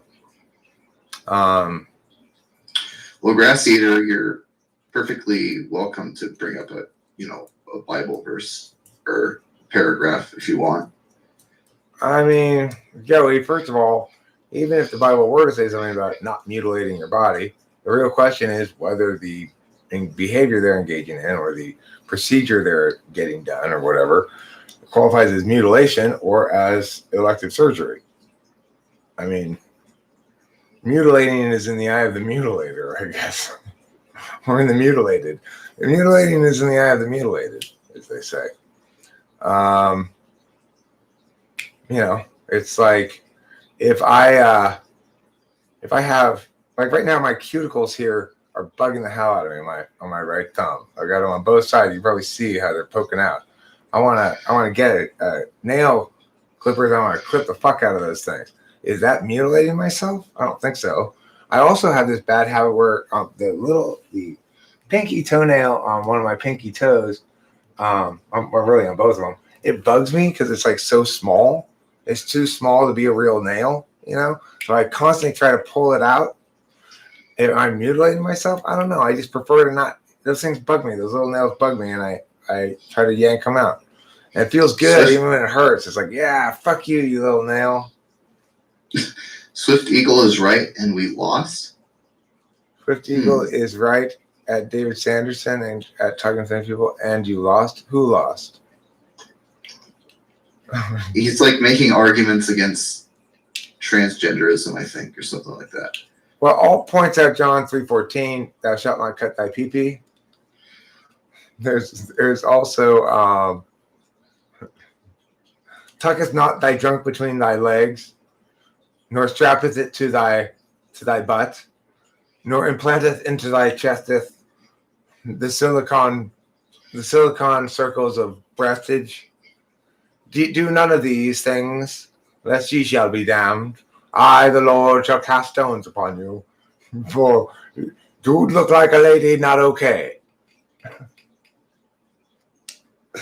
Commandment 11. Dude does not look like a lady.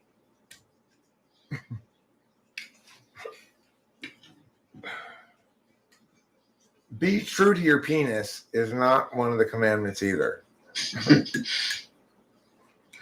Scroll up, Mod. Oliver Linehead. Well, can Swift Eagle just come into the autonomy room if he wants to debate about the legitimacy of trans? Okay, so Octavio Silva is disrespecting my hand-decorated self-cleaning mug. So you'll see here these are folk art decorations. They've been painted on and were fired prior to the firing of this cup. These kind of dark-looking things here. This looks a little bit like coffee stain. It's not. It's part of the mug. This cup is actually self-cleaning. I never have to clean it, and it stays completely clean. As you can see, Completely clean. You can see all the decorations, all the brown stain-looking decorations that were lovingly put there by the Guatemalan makers of this mug. Mmm. And even coffee tastes better in a self-cleaning mug. In Leviticus, it says you shouldn't attempt to look like the opposite gender. Does it really? I mean, like, why would somebody be so stupid as to think God cares about whether you look like the opposite gender? I mean, does it mean like in order to sneak into the girls' gym? Okay, fine. I agree. One shouldn't try to look like a chick in order to sneak into the girls' gym and look at them all naked. That is true. Is that what it means? Probably that's what they're saying. If it's saying that, then okay, fine. Yeah, because that's just fraud. It's saying don't be fraudulent in order to look at naked girls. I totally agree with that. You don't even have to do that anymore. That's why the internet exists, for God's sakes.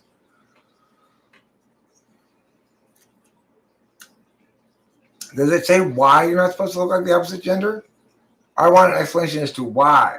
If it just says you're not supposed to, we can put whatever why we want in there, and my why makes more sense than any other why. So that limits the context in which it's true, of course, as well. What if you're a Chad female? And they call you a chi-male.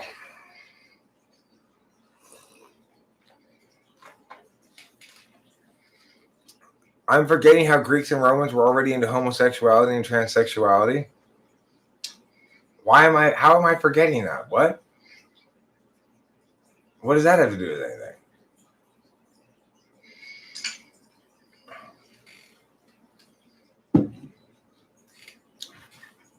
I'm still asking you, does it say why? Does it say why you're not supposed to look like the opposite gender? Does it explain why?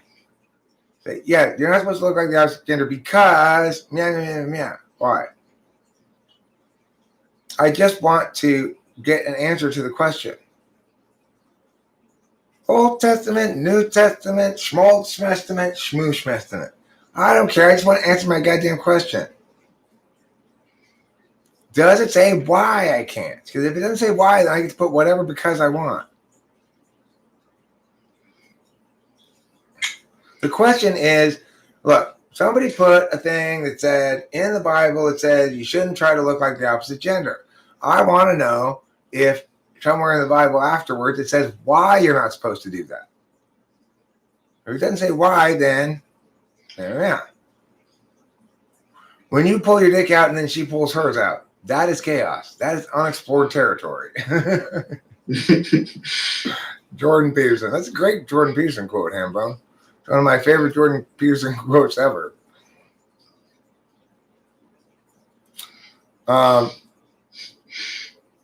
Wait. Is the Bible against shrimp? Because I don't like shrimp either. That shows how godly I am.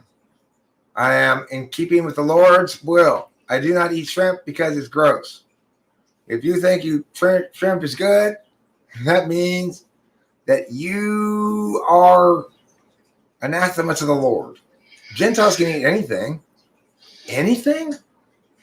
You Mad Bro says, Eric, it's because you are not respecting the body given you. You stated it best earlier when you mentioned overcoming temptation. Well, look, I mean, I think that's one frame of reference. So I could say to you, in my mind, that that coming to terms that you are a combination of metaphysical and physical being, and coming to terms with both the constraints of your metaphysical identity and the constraints of your physical identity is part of my growth arc. But that's easy for me to settle on that because they align for me. For people, some people they don't align. Some people, I met this guy in college. I remember it was so weird. He said at the time I thought like this is so strange. He said in a section of a gay studies class or something that his position was that he was a woman born into a man's body, that his soul was that of a woman, he was a woman, but he was just stuck in the body of a man. And that I thought was very strange. It was the first time I'd ever heard anything like that, you know. I was 18 years old. It was 1990 or whatever, 1989. And I just thought, how would that even make any sense? Like, how could your soul or whatever have gender since it's not physical? I remember thinking something like that, you know. But now I understand the matter a lot more in a much more nuanced way, because, you know, I've been out in the world and heard various people and tried to be able to incorporate lots of different perspectives and not be too dogmatic about things, you know.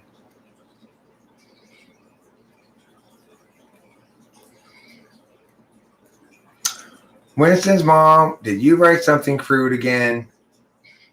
Did you write something about crude oil? You know, we only have fully processed light. If you can't provide a convincing good enough reason for something, don't expect it to be adhered to. Yeah, I mean, the thing is, because it's a magical thinking frame, right? Remember this, the core engine, according to Christianity, is faith. Any meaningful definition of faith is belief in the absence of evidence or in the presence of contrary evidence. So the thing is, why then would you feel so conscribed by the evidence in your magical thinking frame? To me, it's silly. It's like you're playing a game where there aren't any out of bounds lines. Why do you keep arbitrarily fixating on totally self-determined out of bounds lines? You can pick whatever you want to be the out of bounds lines. It's magical thinking. It's faith-based, right? It's not based on you can point to the evidence. It's based on you can't point to the evidence.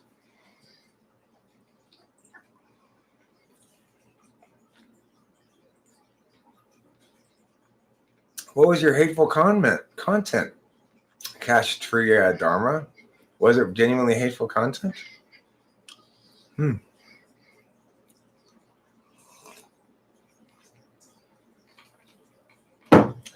You're beginning to think you may be the world's most naive person? You know, INFJs, they have both in some sense, a very non-naive quality, but in another sense, very naive quality. And the reason is, INFJs pick up on your level of honesty. However, if you are being forthright and they can read right through you or whatever, they'll go along with what you're saying. So it's like INFJs are susceptible to very dryly delivered jokes, you know, like, no, the reason it's called Chinese fire drill is because this is how they actually do fire drills in China. What they do is they get people, they put them in cars, and they stop them at a light, and they make them get out, and then run around the car and get back on the doors. And I know it sounds weird, but they do things weird in China, you know. The INFJ will be like, really? No, not really. That makes no sense at all. Obviously, that would not be a way to conduct a fire drill. You know? Shit like that, right? Like, in that regard, if you play it totally dead serious, which you can if you know you're going to reveal it's a joke, you're not trying to lie. If I'm trying to lie, if I'm aware I'm lying, I can never pull it off. But if I know I'm setting up a joke, I can act really deadpan pretty well, you know? So it's like I can make jokes like that, you know? And I've learned to try sometimes to cue Rachel in other FE ways that it's a joke so that she doesn't get caught off guard by it and then embarrassed because she's caught off guard by it. And it's a lot of FE management back and forth between me and Rachel. It's really crazy. It's such a strange relationship, because the thing is, I've never been in any kind of relationship before where both parties were so diligent about not critiquing the other party, not talking smack, not having a problem, not asking things of, not complaining. And it means that it's just incredibly smooth sailing, but it also means that the slightest amount of like, hey, is plenty to impact whatever it needs to be impacted from either of us. So if I sigh in frustration at some TE polar mistake she made, she's going to burst into tears. And concurrently, if she expresses like disappointment in me in some regard, I'm going to be very scrambly to try to fix shit, even no matter how subtly it's delivered. Hambone says, I have a funny story. At the family reunion, my ESTP cousin tricked the ESFJ chick into believing that COVID could pass through farts, and she still thought it was possible even after he told her it was a joke. I mean, makes sense. Probably COVID could pass through farts. Why not? You think, I'm curious. Can COVID pass through farts? Maybe it could. It doesn't make no sense. It's like, if it's in my saliva and it's in my breath, why wouldn't it be in my butt breath?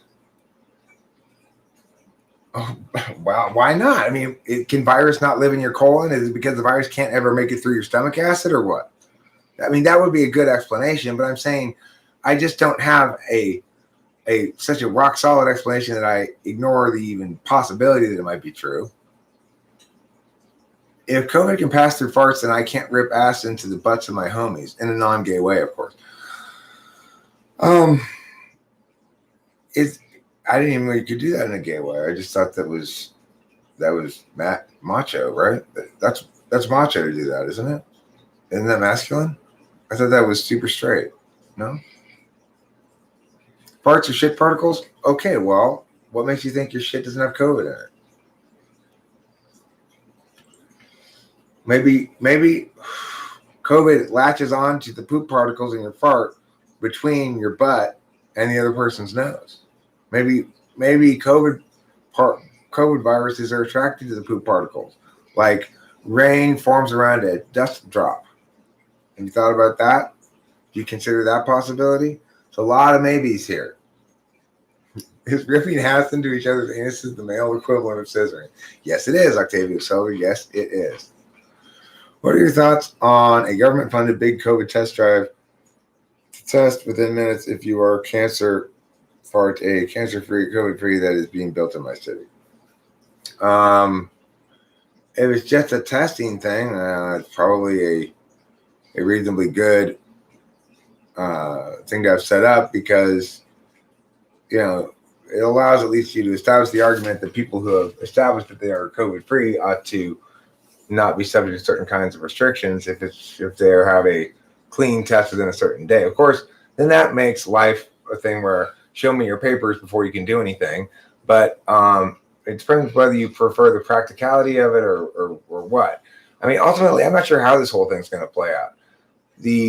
Nobody's on the right page about how to think about it. Almost nobody, right? People are either they're totally wrong in one way or they're totally wrong in another way. It's like these people go bogus virus, bogus blah, blah, blah, blah, blah, it's all conspiracy theory. There's that kind of bullshit, or there's the I'm not leaving the house till there's a vaccine bullshit, and nobody is being honest about the thing, right? People who oppose it are not on my side because they all have dumbass reasons like that, like bogus virus. I mean, it's so dumb.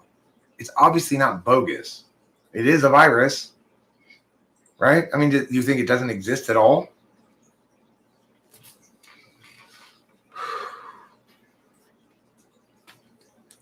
So it's like, that's the thing. I generally oppose a lot of the measures taken as countermeasures against COVID, but it's because I think on balance we would be more well served to respond to it in a more proportional fashion to that which it is at least somewhat equivalent to.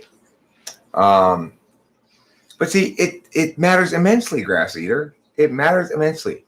If you say the virus is bogus, it means counterfeit, fake. That's what bogus means. So it's going to be very easy to dismiss you because you don't care about using the right language. You don't care about using the right words. It's going to be much more difficult to dismiss me because nobody's going to be able to quote me as saying the virus is bogus. So, look, I agree that the alarmist response to the COVID virus is more of a problem than the harms from the virus itself. It would be best served by simply letting the thing run its course and incurring the harms accordingly by encouraging those who are in presumably vulnerable populations to take measures themselves to prevent themselves from acquiring the virus, and that everybody be free to take whatever measures or lack thereof they want, unless, of course, they're currently displaying symptoms or have good reason to believe they have it, in which case self-quarantining would be advised. Hopefully we wouldn't have to coerce something like that. That's a reasonable enough request. So, I mean, that would be the ideal response to COVID, okay? But we have to be, whenever we go overblown in our response to it and say, it's fake, it's a conspiracy, don't take the vaccine because they're trying to get you in some way, or all this other kind of stuff, we harm the possibility of talking about it reasonably, because then we fall into this two-category thing. There are the people who accept that COVID is a real thing and deal with it seriously, and there are those who are wild right-wing conspiracy theorists. Well, I'm not at all a wild conspiracy theorist, nor right-wing, nor am I somebody who's unable to or unwilling to take into account the big picture. The fact is, people justify the COVID lockdowns on utilitarian grounds that purportedly it's going to save lives and prevent the spread of this virus.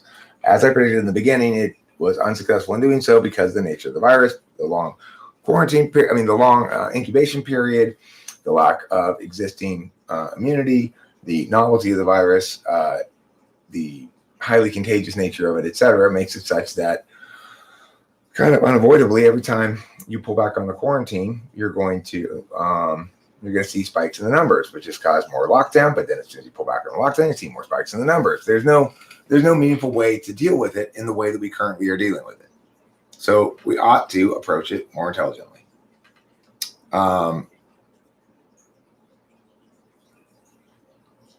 So what I'm saying is, I would hope very much that at some point everybody calms down and we can have a meaningful conversation about how we ought to approach these kind of questions in the future, where the onus lies. In other words, who has the responsibility to do what is central to the COVID question. And if we're meaningfully talking about our COVID response, the policies of lockdowns and so forth, then the fundamental question that needs to be addressed first is, where does the onus lie? Who has the responsibility to do what under what circumstances? And the problem is that sort of thing has not ever been addressed in forcing through this emergency COVID policy, It's proved to be quite a long emergency. This sort of lockdown policy would be potentially appropriate for a short-term emergency, right? We have to also factor in time frame. You can't have emergency lockdowns that last for months and years. That's not an emergency anymore. That's a new status quo. And, the rule of law in general has fallen by the wayside completely in this panicked rush to take some sort of mostly symbolic action in response to a virus that we simply can't control. We're simply not going to contain it. We can't stop it from spreading. We are not going to be able to successfully quarantine any section of the country or world to prevent people from getting this virus. We may or may not have a functional vaccine at some point. In order to make a functional vaccine, we had to come up with a whole new class of drugs, because this coronavirus, like the common cold coronavirus, has a particularly it's particularly resistant to immunity. So it's like chickenpox is one kind of disease, right? If you get it one time, then you're done. You're not going to be able to get it again, probably for the rest of your life. That's like that kind of disease. Well, coronavirus is a different kind of disease, and it's resistant to that phenomenon of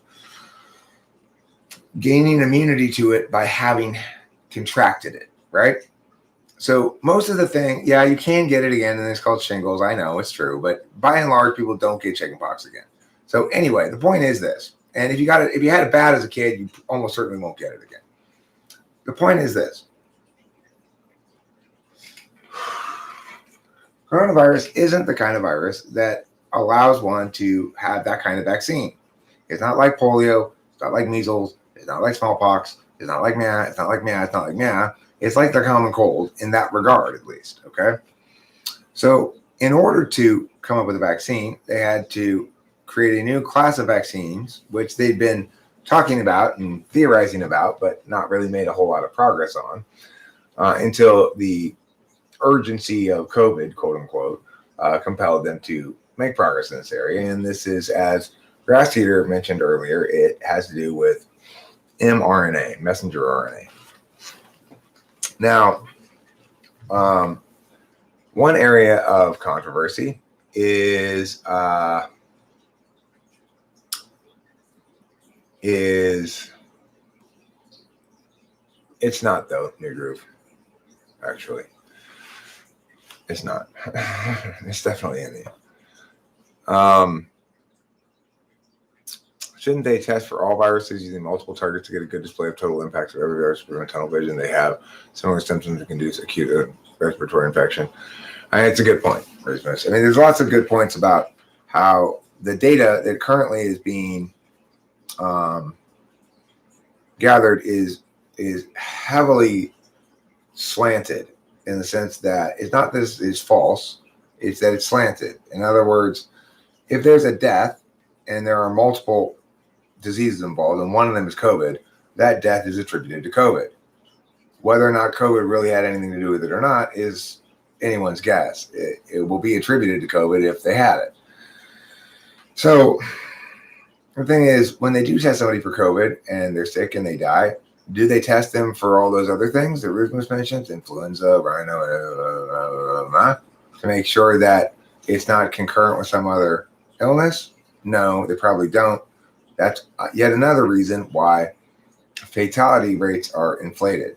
But the primary reason, as we've discussed before, is that even now, where a lot more people are getting tested, it's still the case that there's a higher percentage of people who show symptoms that get tested than people who don't.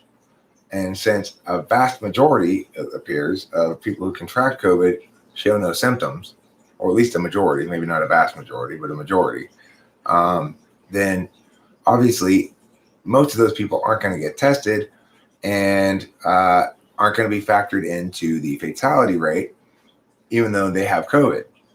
So they've already acknowledged that, some months back, a couple months back, there was the CDC acknowledged that the fatality rate was 10 to 26 times lower than the officially announced rate of, at the time, was 4%.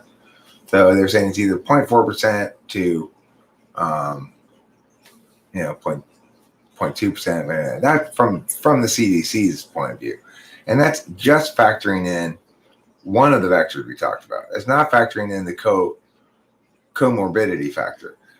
In reality, very few of the deaths from COVID are likely to have come purely from COVID. Some maybe, but it's also the case that some people who get COVID have what's functionally a very bad cold, and some people who get it have functionally nothing. It seems likely to me that I've already had it and may get it again. Who knows? But I had a COVID-like illness at one point, shortly after I came back from Hawaii. This is before California went into lockdown. It's been posited by some official sources as well that the COVID may have already run through California back in February before there was any kind of big lockdown or announcement about it, which shows you really how much it crowded the emergency rooms. I mean, like, the thing is, what we were told originally was that we needed to flatten the curve. that we needed to, that there was a curve, right, to be flattened. Namely that if we let it go naturally, it'll go like this. But if we do this thing, it'll go more like this. Well, it hasn't gone like that. It's gone like this. You know? So, I mean, that was wrong. I don't hear anybody. Yeah, they're shutting down everything again. Yeah, I know. I've gotten so used to not doing anything. And that's the thing. It's not just the official rules. It's not just, well, you can't do meow, you can't do meow, blah, blah, blah, blah. It's the new habits. I mean, didn't even occur to me to go sit down at a restaurant anymore. I'm not interested in doing it anymore. It's no longer in my range of habitual behaviors. And that's something that, is every SI person has their habits that they form. And then there's some stickiness to that. Pathogens are in the lungs. It's a respiratory illness. Well, I guess the answer to the question, pathogens, are they in your lungs or in your bungs, is A, they're in your lungs. And B, not in your bungs. So wait, Peter Dentici had it?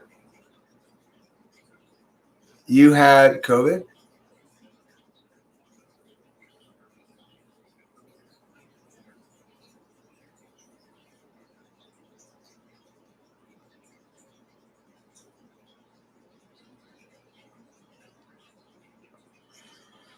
So Peter Dentici says the curve wasn't flattened because people didn't adhere to the plan. If you don't follow the plan's frame, you can't expect the frame's result.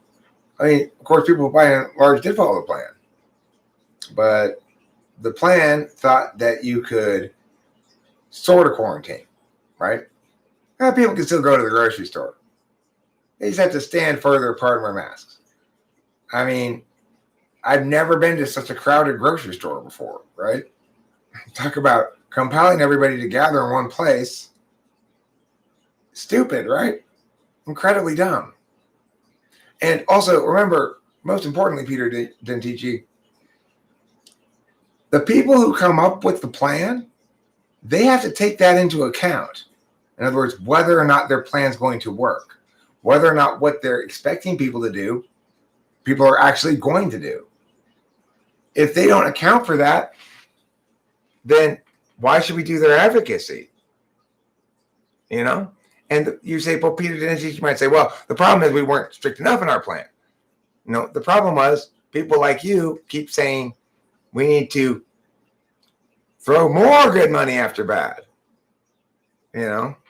It's like, no, we need to stop this stupidity and go back to what Eric said in the first place. Listen to what Eric said way back when and has been saying ever since. Put aside the nonsense and listen to Eric. That's what everybody needs to do about COVID. It's just that simple. What I'm saying is exactly right about COVID. And as far as I can tell, nobody else is saying this. Who knows why? I don't know why.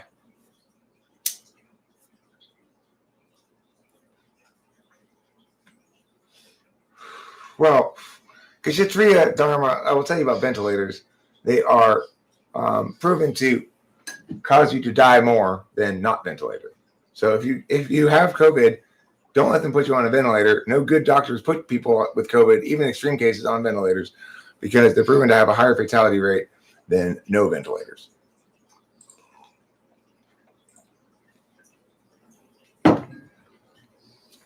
People like you, Peter Dentici. Okay, I won't say people like you. Not people like Peter Dentici, okay? People like, I think there's probably like a lot about sexuality that's influenced by, socialization. There's a lot of what sexuality that's influenced by socialization? Huh? What did they say? Who said that? I don't know. Somebody in Discord. Oh, that was from you. I thought somebody else had come in here and was saying something. Huh. Okay. I agree, New Groove. That was just somebody from David's and some audio that escaped David's computer onto the microphone.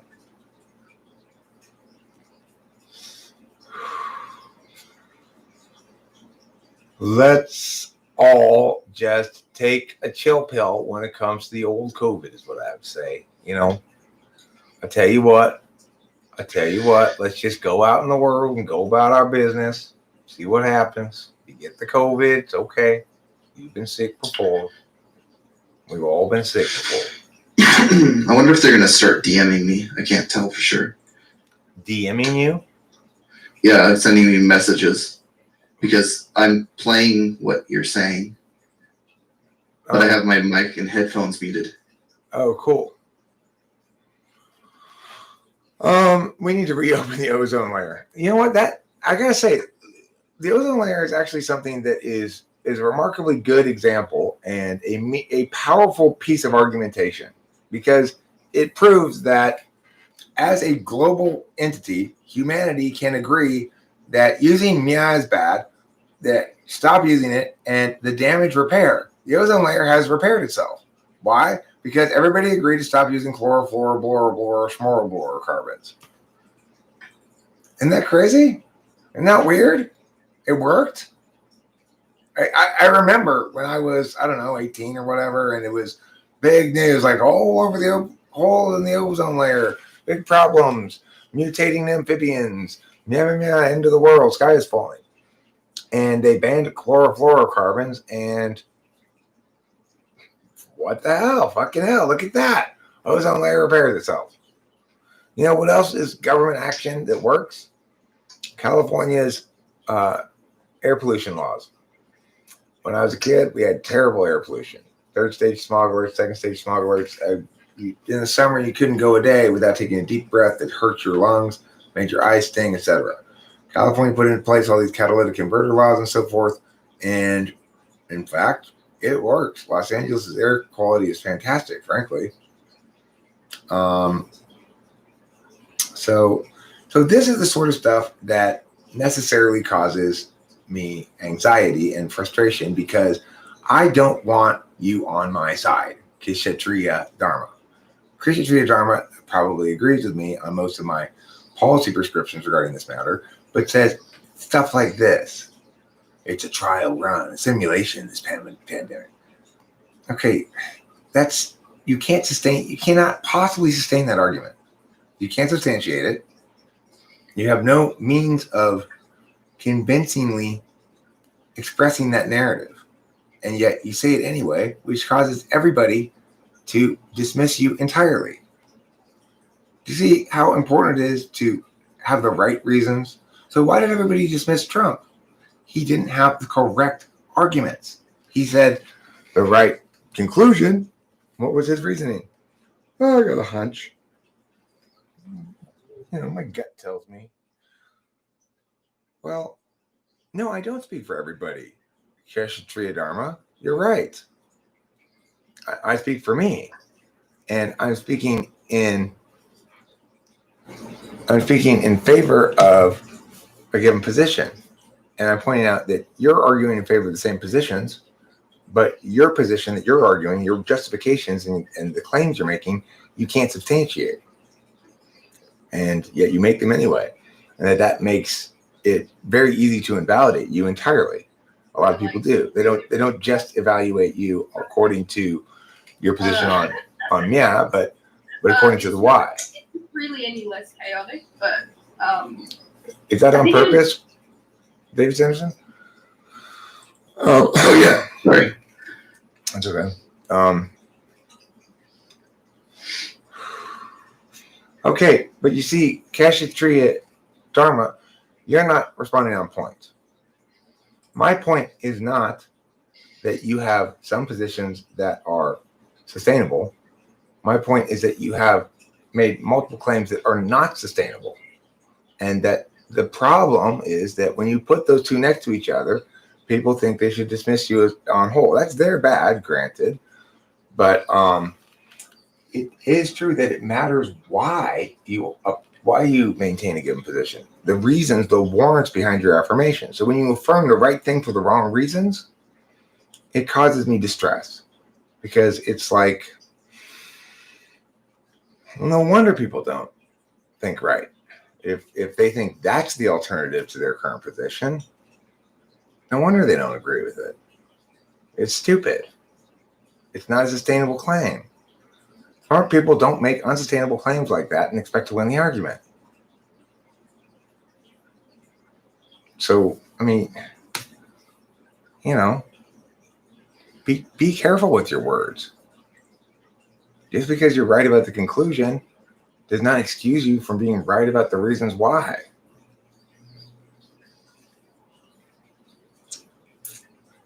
Octavia Silva, I'm sorry I didn't answer your question that you asked, which was about ENTPs.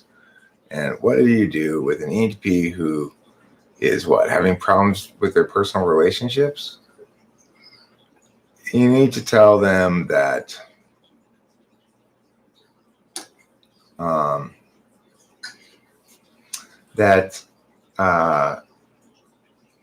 you just need to tell them this. If you act like this, people won't like you. And that makes me sad. And he'll say, fuck people then, blah, blah, blah, blah. But then he'll go away, and then next time you see him, he will have adjusted anyway. And he may or may not acknowledge that he's adjusted accordingly. That's the way to do it.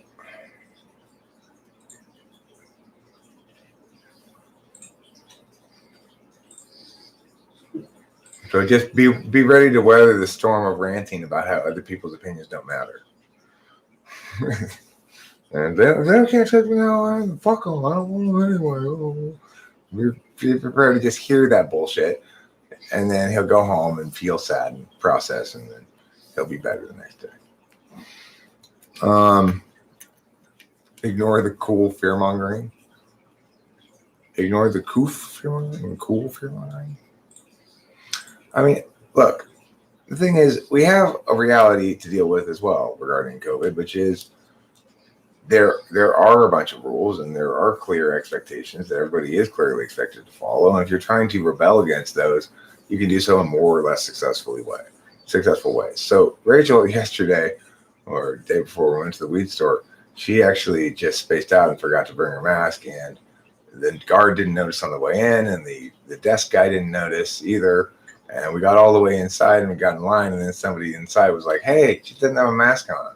And she's like, oops, I'm sorry, I forgot. And she ran outside and got her mask, came back in, Nobody cared. Of course, this is the thing. This is why this whole thing is ridiculous, right? That kind of shit happens.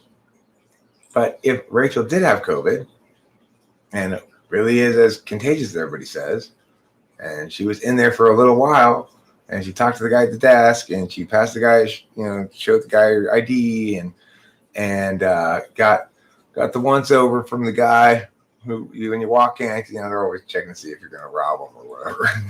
So, and we're in line behind people, and they do have it spaced out, but 4 feet, 5 feet, who knows? Well, my goodness, all of a sudden, one simple mistake, and 5 people now have COVID. And all it takes is one of them to make one simple mistake. It was a totally an honest mistake, too. Rachel did not intend to not put her mask on. She just totally spaced out about it. Usually I remind her. I noticed that she spaced out about it, and I remind her. This time I didn't notice. So, I mean, if in fact this COVID virus is as contagious as it says, has a long incubation period like it says, is airborne like it says, and that the only way to really make sure you don't get it is if both people are wearing masks, then it's guaranteed to fail. It's guaranteed to fail. It's going to outsmart us no matter what. We're just not that reliable. All you got to do is watch anybody on TV in any sporting event, and what do you see? They got their mask on, then they go to talk to their quarterback. Come here, quarterback. Pull their mask down. Get in the quarterback's face. Okay, go play. Put the mask back on. See it all the time. It's like it only works if everybody takes it ultra seriously. Unfortunately, this isn't airborne Ebola, right? If it were, everyone would take it ultra seriously. The problem is, most people who get it don't have any symptoms. So you're forcing everybody to suffer to prevent those who do incur symptoms from catching it, and you're failing even to do that. So, when you start doing the utilitarian calculus of impacts for, impacts against, then it makes it pretty clear that our current policies are an abject failure in every way, shape, and form, and that we need to modify them significantly. Make them significantly less restrictive, not more. The solution is not even tougher lockdowns, which it seems to be like,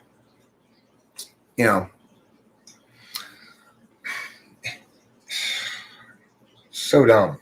It's so dumb. It's like, well, that didn't work. Maybe we should do it harder. Still didn't work. We need to do it a lot harder, I guess. Oh my God. It still didn't work. Anybody got any ideas? Do it harder? I like that. Let's go with that. Do it even harder. I mean, talk about dumb.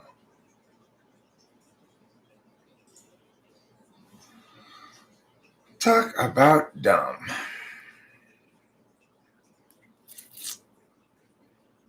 When something doesn't work because, you didn't get strict enough adherence to it, the solution is not immediately to say, well, let's force more strict adherence.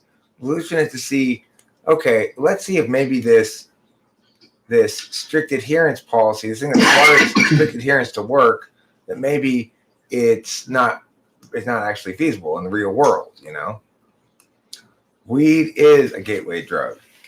It's called the gateway to relaxation. Every day I like to relax with my gateway drug. It's a gateway to a special place where it's full of love and hugs. Gateway to hell? No. I believe that's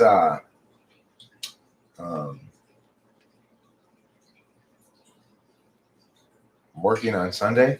Working on Sunday is the gateway to hell. You keep the Sabbath holy, okay? Keep that Sabbath holy right now.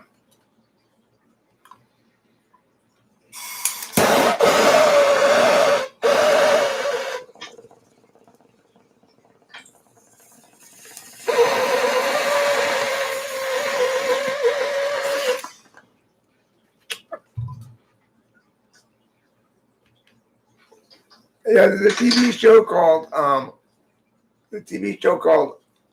Queen's Gambit, which has confused me now a couple of occasions. I think people are talking about the usual Queen's Gambit when they're actually talking about a TV show called Queen's Gambit.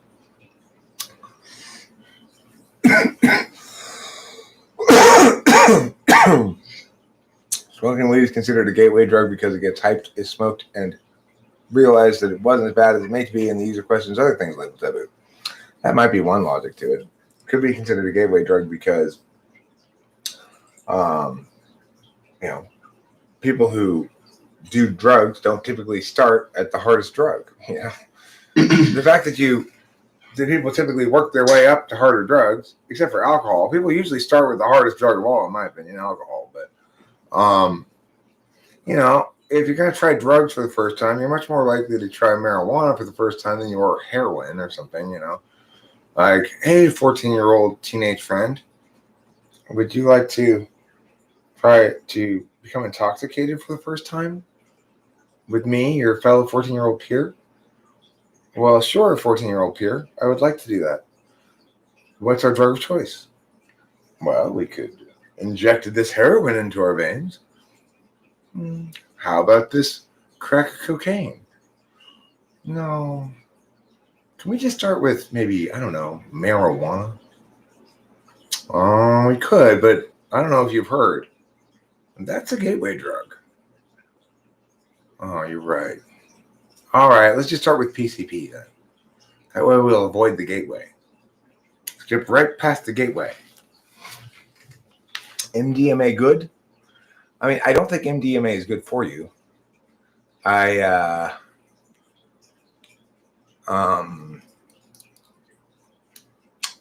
one time that I did very strong ecstasy or MDMA or Molly or whatever,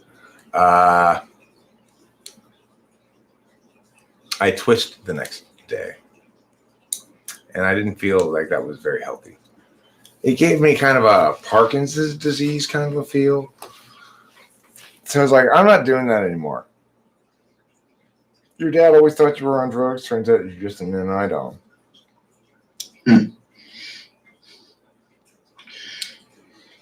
My dad sometimes thought I was on drugs. Usually he was right.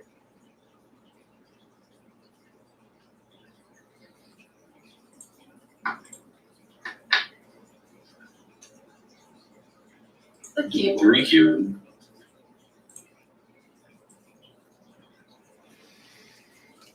You know, I tell you what a real gateway drug is. Dry humping. Dry humping is a gateway drug to marijuana. Which, you know, once people get high, then they have sexual intercourse. It goes dry humping, marijuana, sexual intercourse. You got to stop. Yeah, you need to stop it at the handshaking stage before they get to the dry humping stage. You put young people together, like a male and a female, and encourage them to shake hands. It's about 15 seconds before there's dry humping going on.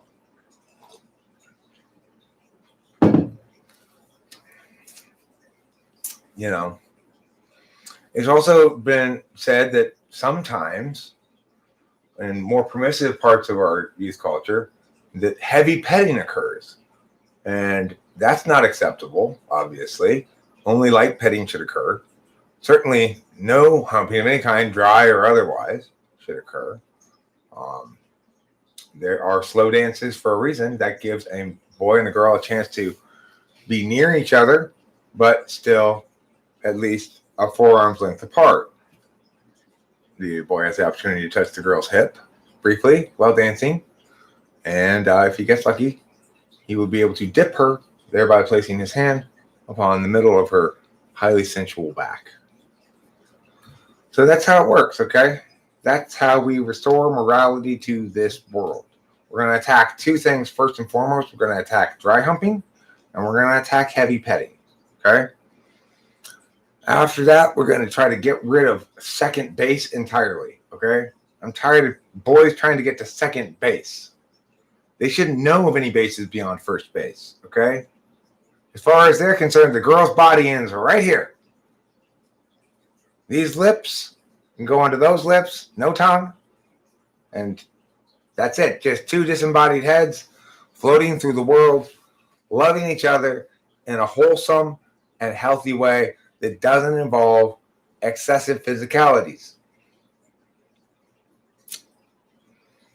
So in Eric's new ideal world future, where Eric is a dictator, we are all required, all of us, to remain chaste and pure until the age of 25. At that point, you will be issued a license to begin light petting. If you successfully navigate the light petting phase, you'll be issued an additional license to engage in medium petting. Following the medium petting phase, you will, of course, graduate to heavy petting, and if you are fortunate, move up the ranks to dry humping. Now, following the dry humping, there will be a lesson, a lecture that you'll receive. It's a 2-month symposium on second base. What it is, how to do it, where they are, why they're hiding behind that bra, and how to unleash them upon your field of vision. After you completed that 2-month symposium, you can get to second base.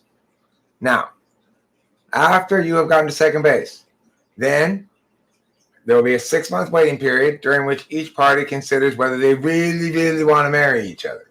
If they do, then we're going to marry them together, and we will have them both sign a contract that says if ever we want to get divorced, we encourage everyone we know to shoot us with bullets. It's a pretty stern and binding contract. That's why it takes such a long time for them to agree to do it, okay? And then after that, after they're married, then they'll receive a license for pre-intercourse. So in other words, the female would be able to cause the male to achieve seed spew, and the male will be allowed to assist the female in her craven desires as well, but not with their special parts. Okay, those are reserved for after you've been married for 1 full year. Then and only then will you be permitted to have actual sexual intercourse. This reminds me of this one hentai where a guy gets a license to fuck every woman in the country as the population is declining. I see. Well, it's a busy guy.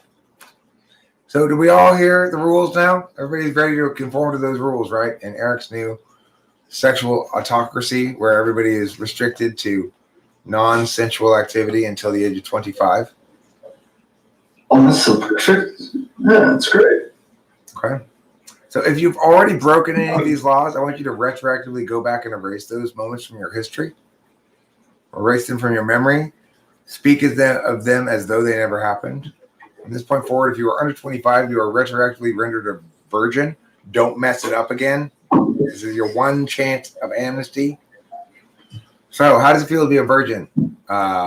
Who's under 20 at more age? How does it feel to be a virgin again? Or maybe you still are. I don't know. How does it feel to be a virgin, Running Fox? I'm going to up it to 30. In fact, I'm going to up it to 34. Okay, Rachel's not a virgin anymore because everybody 34 and under. Your virginity has been reinstated. How does it feel? I think so. No, man, I'm so dumb. No, anal virginity does not get restored. Anal Wreckage Anonymous is still inclusive of all comers who need help with their anal wreckage addiction. Is 34 inclusive of 34? Yes, but not 35. That's fine. I'm virgin. That's good. So you have been restored. You've had your virginity restored. How does it feel? Oh, very, very tiny regime. Loving it. You're feeling like, hey, one of these days, I'm going to see a girl, and I'm going to be able to touch her, and it's going to be really exciting. I don't know. I think I just took care of that. You might end up discovering that you have nocturnal emissions now. I have an idea. What's your idea? We did this in a different room. I In case more people want to come in. Okay, he has an idea. Grass Eater continues to maintain that men can't be virgins. That indeed virginity itself is tied to the mighty and yet fragile hymen. Oh, yeah. Grass So it Eater, grows back, man. So it's not really a good definition. My grandmother bragged about it. How it grew back. She got married later in life. So it grows back, dude. 7 years or some shit. okay, now listen, everybody. I want to move away from this body and risque talk back to something important and serious, okay? I want to talk about how important it is to have social justice. I want to talk about how important it is to get licenses from all licenses all the time.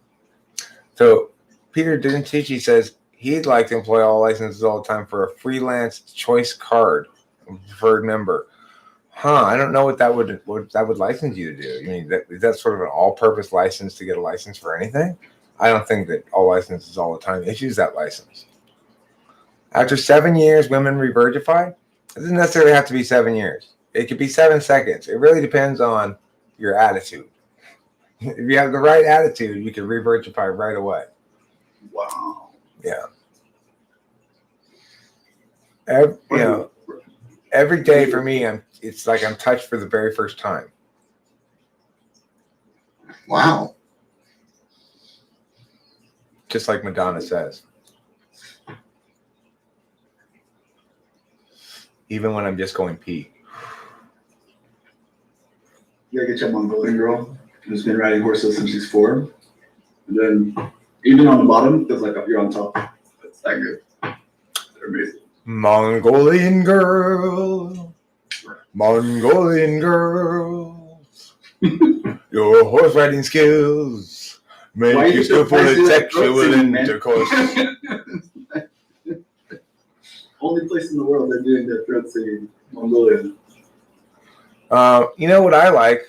I like Mongolian barbecue. It's a food format that you go down a line and you have these frozen meats. You've got your porks, your chickens, you got your beefs, you got that's basically it. Maybe turkey. Anyway, and it's shredded into small shreds. And you put it into your bowl. And then you put some vegetables and stuff into the bowl. And then you maybe put some sauces, because they've got a lot of sauces there. And you put some sauces into the bowl. And you go up to this large circular cooking surface where there's a Mexican guy standing there. And you give him your bowl. And he cooks it all in front of you on a large circle.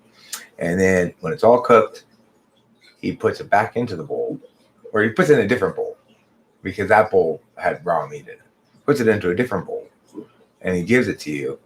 And you eat it. And then, if you're still not full, you can go back again and get more, because it's all you can eat. But you will be full because it's more than it looks like when you first get it. If you're truly Mongolian, you don't get veggie. You don't get veggies? You don't get any veggie. They call it grass. And you have to understand the meaning, because they're on the steep. And the grass, they're just grabbing up the cow shit, like whatever, old animals, and they use that for the fire. So it means like eating shit. They don't eat any veggie. They just eat the meat. And drink straight vodka. It's awesome. Okay, well, I would not recommend the Mongolian diet, especially the vodka part. I would point out that Mongolian barbecue is probably more profitable for the Mongolian barbecue place if you include vegetables. And you probably get a better deal for yourself if you just have meat. But, when I cook for myself at home, basically all Rachel and I eat are meat and bread and ketchup and mustard. So it's good to get vegetables when we do go out, because once a week. Sometimes you should have some other nutrition besides just meat. I just don't want prostate cancer. So you don't want prostate cancer?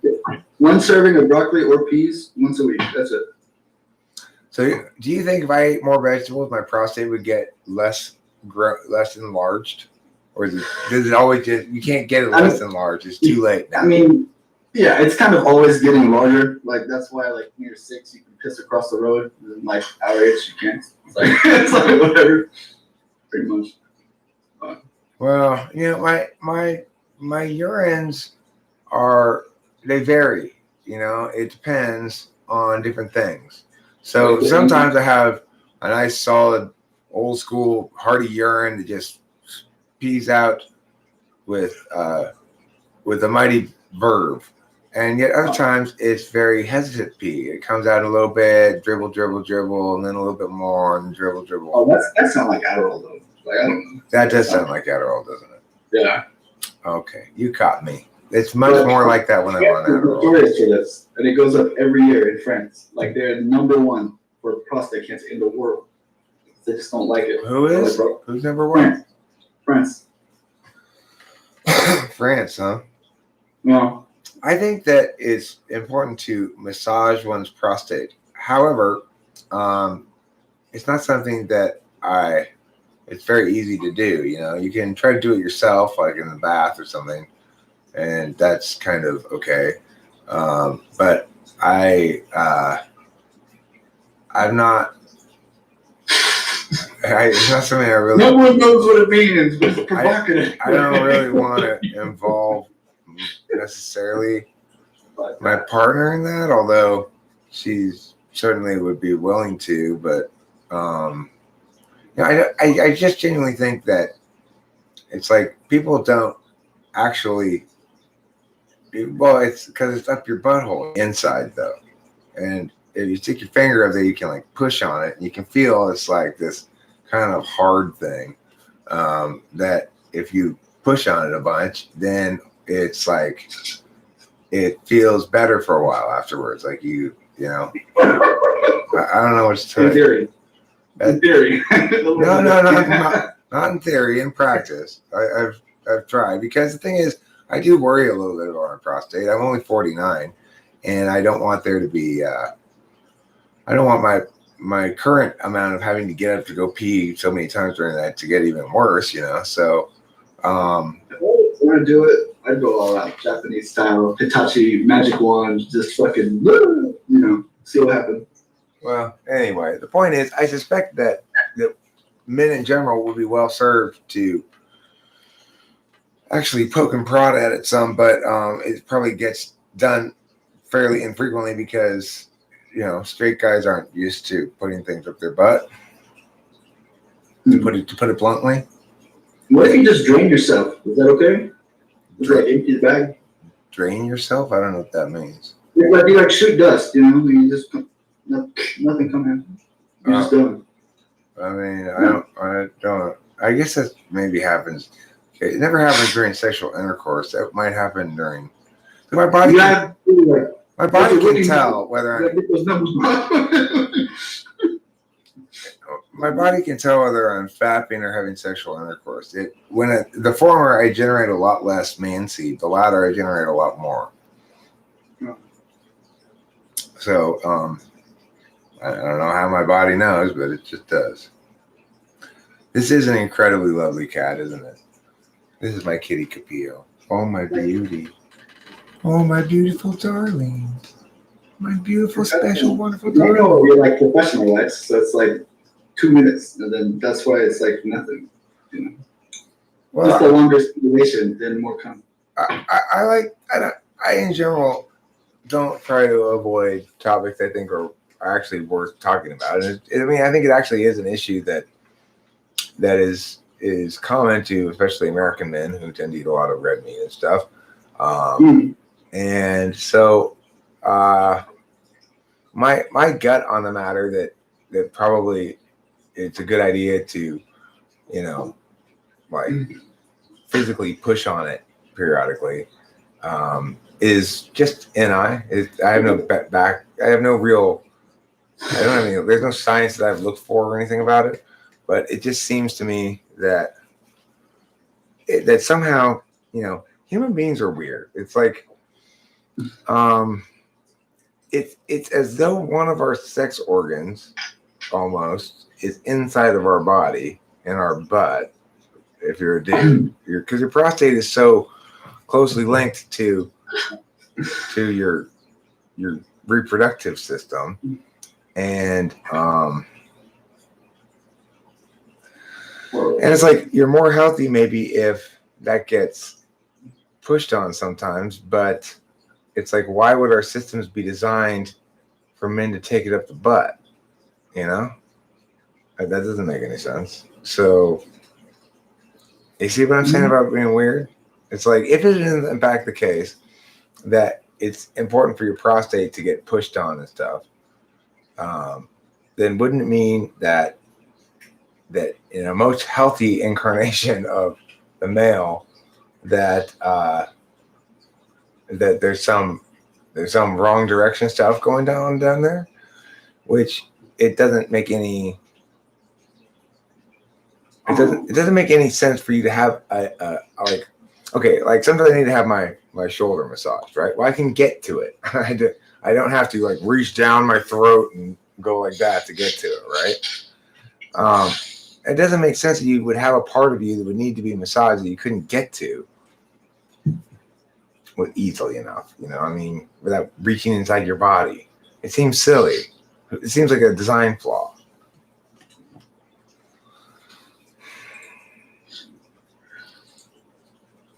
There's a need for a Staples Easy button. You can massage the prostate without going inside. Not very well.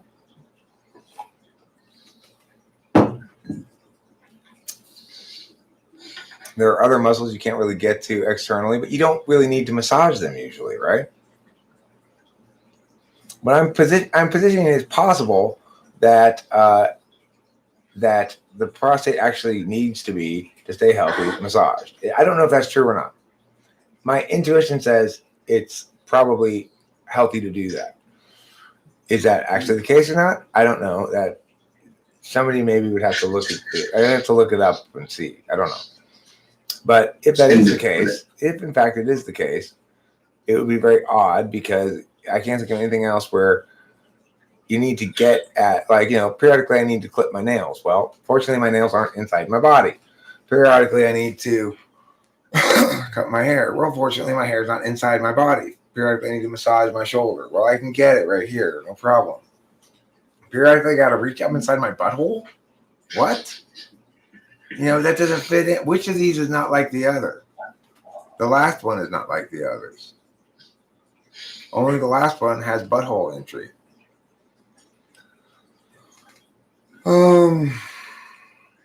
Grass eater, like, seriously, if What's he saying? I don't even know. I have no idea what he's saying. But I'm just saying, if you're getting yourself timed out or whatever, and people are saying you're being an asshole, I'm hearing from a couple of different people, then just, jiggity check yourself before you riggedy wreck yourself. I'm sorry he said that to you, Octavius Silva, and I certainly don't blame you for timing him out. Okay? So, Grass Eater, let's all sing Kumbaya and hold hands, and let's each take turns massaging each other's prostates. One time I went to the doctor, and I asked him, because I did not know, whether women have a prostate, and he laughed at me. Can you believe it? He laughed at me. No. I was like, oh, okay. Well, I don't know. He made me feel bad about myself because I didn't know that women didn't have a prostate.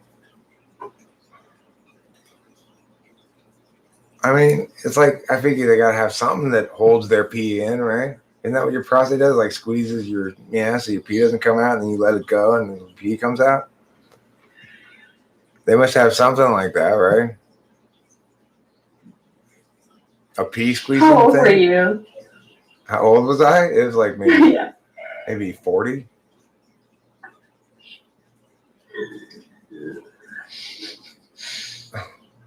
I mean, I wasn't, I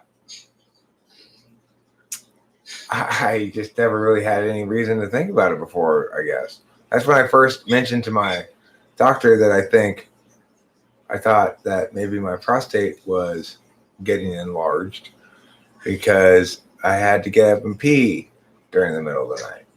And he said, well, let's do a prostate test. And then I just got curious for the first time in my life to ever think about it, really. I said, do women have a prostate? And he said, no, but he didn't say it in a nice way. He laughed at me. Some of them might. Thereby hurting my feelings, but not very much. I was okay. I recovered pretty quickly. I still remember it. How am I supposed to know that I'm not a freaking woman?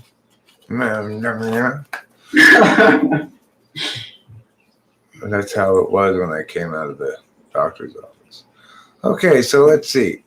I thought it stops pee. Could be very serious. Stick a finger in your butt. Yeah, it does stop pee. That's what I think, right? Doesn't it? Doesn't know what it does? There's weird guys too. Like I had this E6 when I was in the Navy, and he would jack up, and then he would just push on that so that the cum would go there and didn't make a mess. So he used it for like. Okay, that's too graphic. No more talking. Don't be all graphic like that. Okay, but I do want to know what the answer is to this question.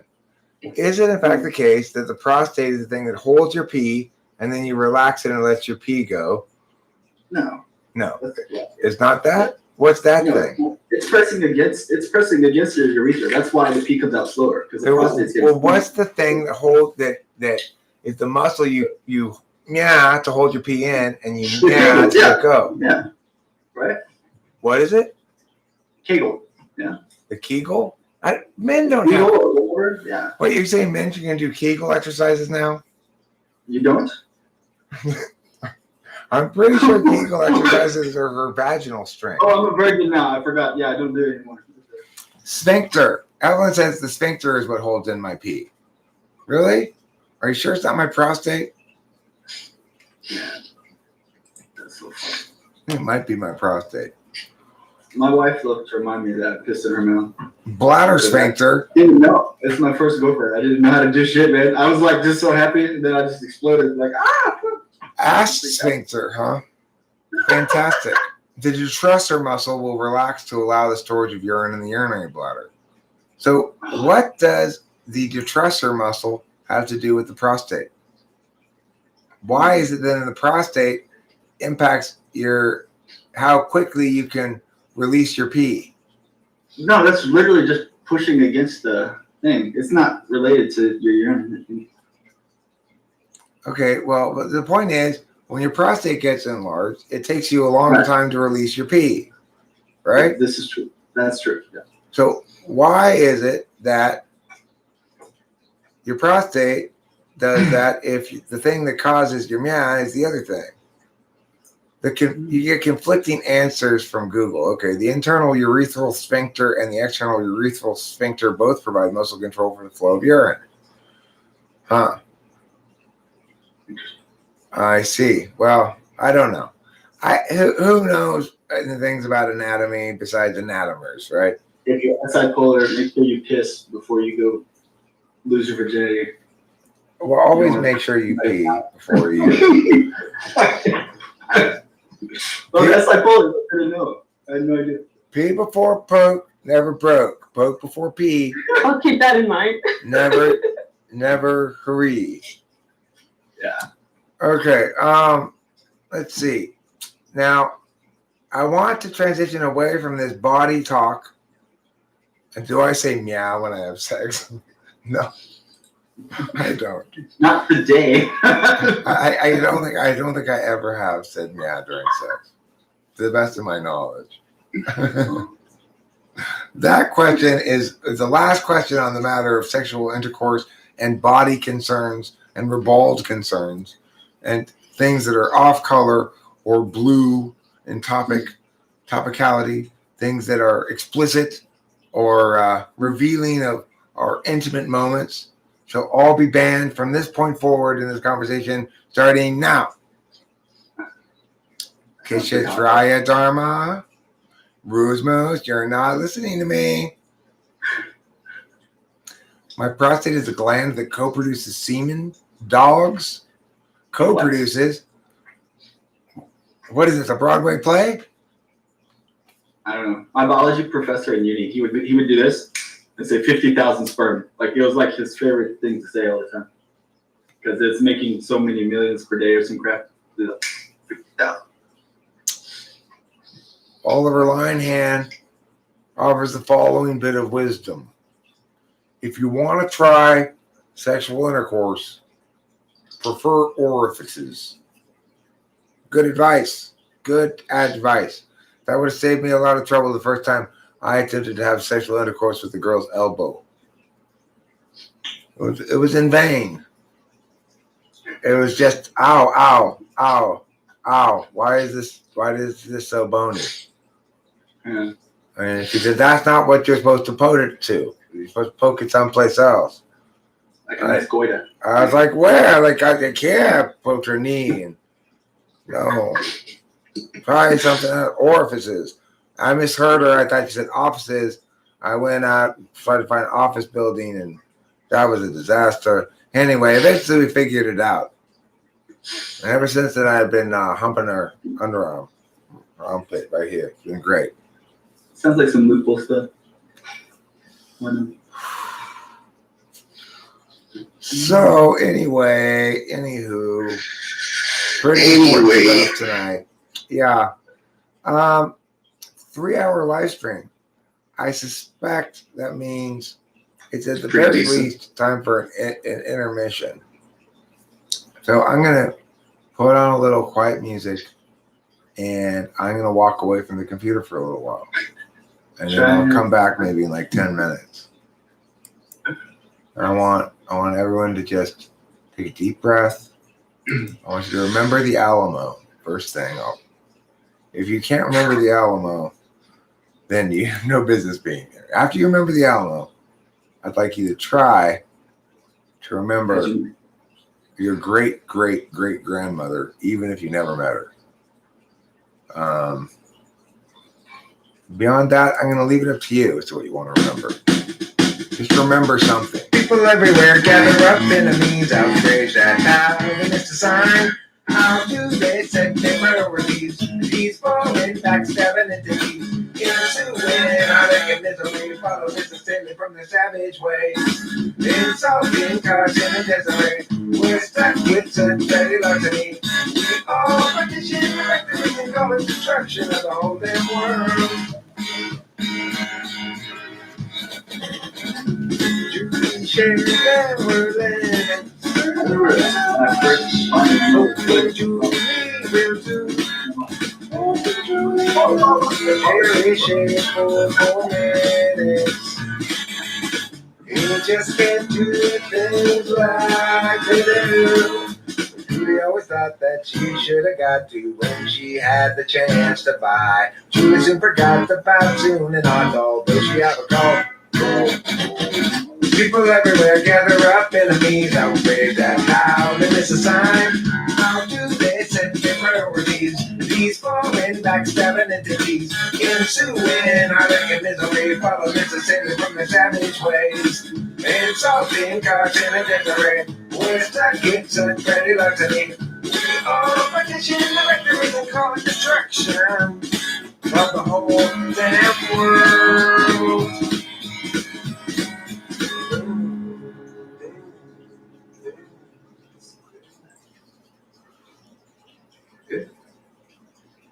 30,000 days, too many expectations, not even worth a damn. 30,000 nights to sleep off the intoxication, otherwise you won't escape the plan. I wasted half my day trying on another's way, but who can tell me my priorities? Is there anybody who's the key? 'Cause I'm tired of doing it all. One direction and have all alone. Wait until I know. Or is that just hesitation? Clarity's no good once your chance is gone. What I need to show is it's so below my station. I'm tired of doing it wrong. I wasted half my days trying on others' ways. Who can tell me my priorities? Is there anybody knows the key? 'Cause I think I'm doing this wrong. 'Cause I think I'm doing this wrong. Doing this wrong.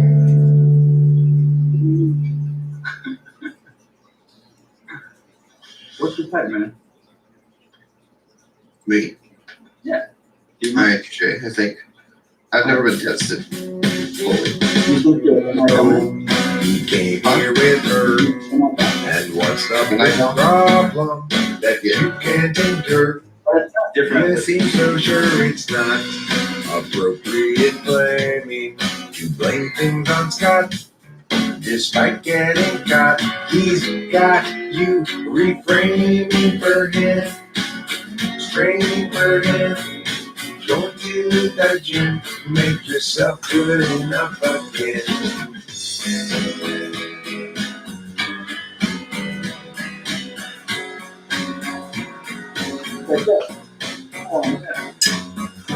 Yeah, you guys both have But I'm lost not real. invested.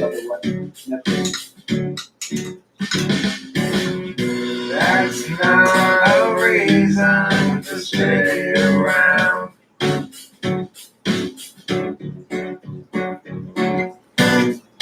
For the years you've both been tested.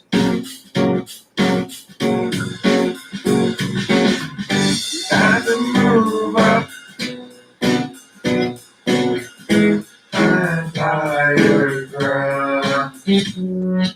So he came here with her. And what's the big problem that you can't endure? You seem so sure it's not appropriate blaming to blame things on Scott. Despite getting caught, he's got you refraining for him, straining for him, going to the gym, make yourself good enough again.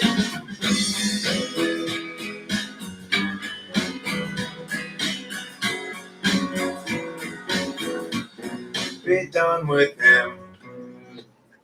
Okay, I'm going to pee right now. After I go pee, then I'll come back over there. Jesus was people, but absent of sin. He must then have struggled with regular men and women, of course, when they too were present. Disciples all warily eyeing the lesson.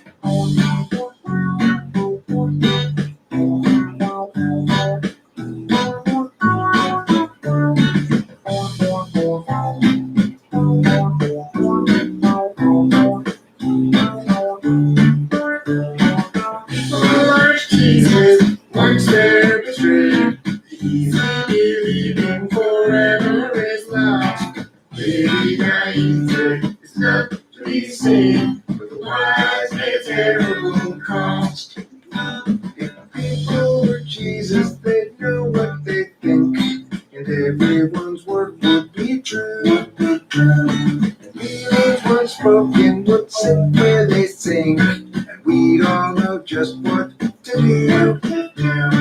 People like Jesus, once they're betrayed, easy believing forever is lost. Maybe naivete is not to be saved, but the wise pay a terrible cost. No one you thought you knew, acts like you never have met. The life you made for two has faded into regret.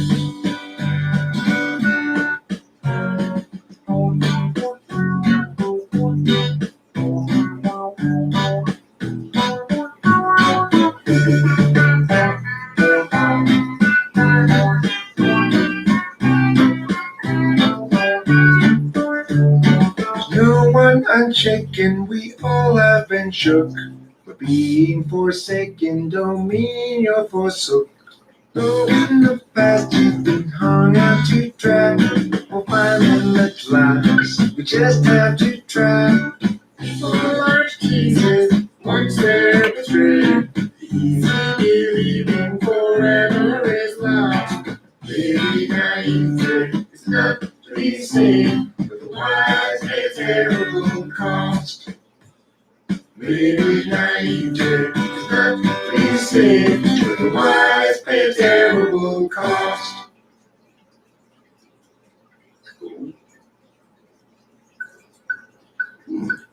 Got a story about 10 years old. It's a song for an open road, and such a thing must always do its job. Married up Jennifer, 19, 4 years in, 3 kids weaned. We're now in questioning the past. Agency out, face discretion. We're in our forces, way too young. The urgency converted, really just depression. That's a nice song. Okay, so I was thinking, you know what I could do is we could all just type David Sanderson right now if we wanted to. David Sanderson, do you want to be typed? I've only got like 12 minutes on my hands because I'm going to go to bed. I'm trying to go on a consistent schedule. Hey, look, it's Zandy. Definitely be. Oh my God, Zandy's here Hey. in the autonomy room, Hi. live and in person. It's a miracle. Get ENTP here. You take. Okay. So well, who's the person playing chess against me? I'm quitting because we're typing. we got 12 minutes to type David Sanderson. Okay. David Sanderson. Are you an INTJ? I don't know yet. Okay. I think, I mean, I might be. Can you tell me about last Monday, a week ago from today, what you did? No, How about yesterday? Can you tell me what you did yesterday? it's hard.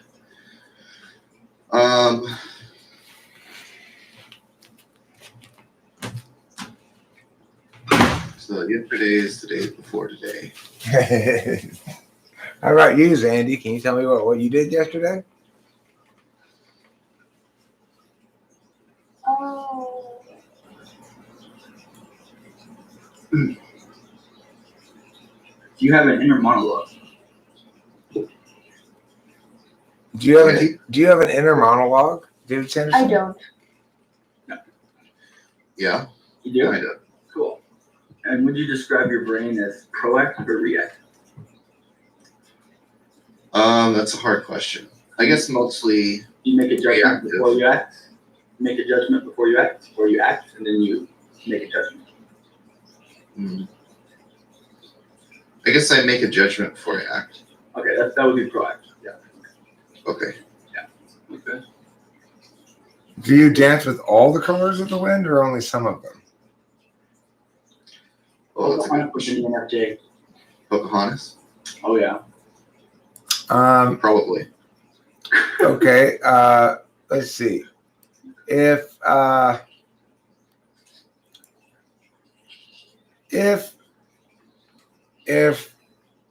the volcano erupts, magma monsters will kill us. Okay? Okay. And either magma monsters will kill us or we will be protected by our obsidian shields. And not both. If I tell you that we will not be attacked by magma monsters, what can you conclude?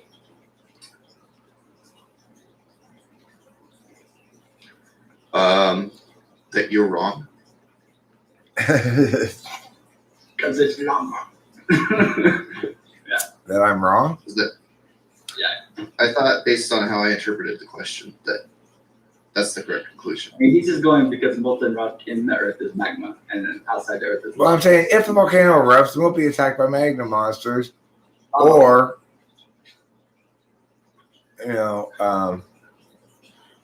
and we will either be attacked by magma monsters, or we will be protected by an obsidian shield, but not both, and we won't be attacked by magma monsters.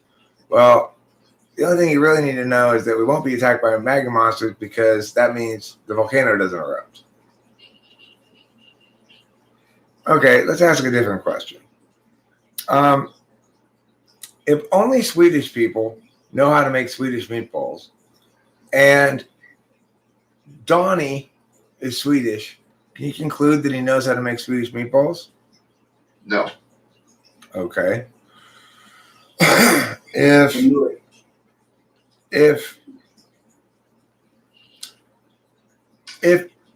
P, then Q or R. Now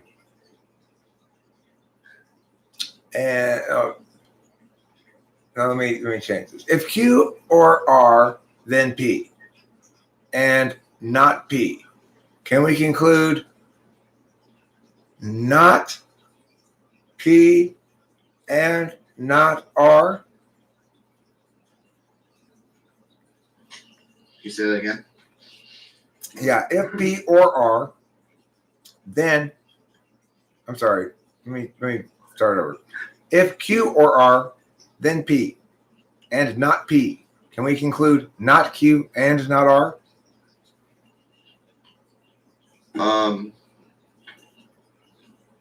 Not Q and not R. No, I don't think so. Okay. We can't conclude Q and R. Well, if Q or R, then P, and not P means we can conclude not Q or R, and not Q or R is the same thing as not Q and not R. So the answer is yes. Okay, let's ask another kind of question. I'm going to come up with an invention. Can you tell me different names for it, okay?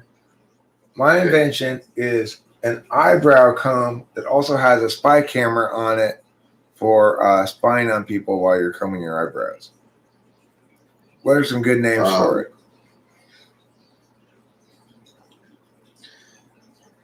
Let's see.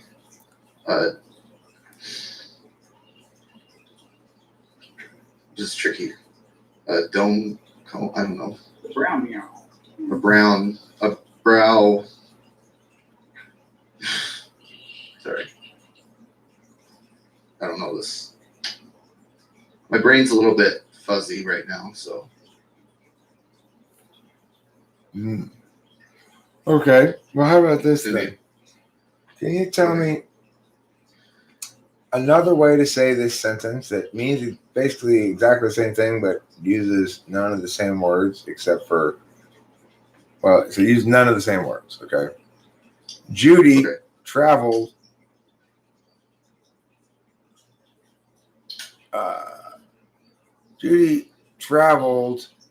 with her husband to the supermarket.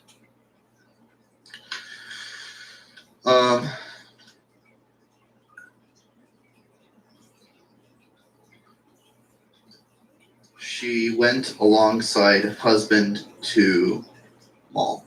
I guess I have two in there. Yeah, okay, that's pretty good. That's pretty good. Okay, that's cool. How did you do on the Anky Panky? Did you see that video by any chance? Yeah, I didn't really get most of them. Okay. How do you usually do on the rat test? I don't know because I need a basis of comparison. Okay, I mean, all right then, fine. Let's bring up some rat test questions and see how you do on it. I'm going to. Can you get rid of this share screen that's here? Sure. And I'll share the rat test. Okay, let me put my coffee down. Because now I have to do some real important work here. I got to push this. I type in rat test here. And then I'm going to click on this thing here. And I'm going to go down to some random spot like here. I earlier today typed in ISFP, who probably doesn't think he was an ISFP. Anyway, now I'm going to share this tab right here, Chrome tab, and this one, and I'm going to share it with the Mia. Okay, so now let's see. Start with falling actor dust.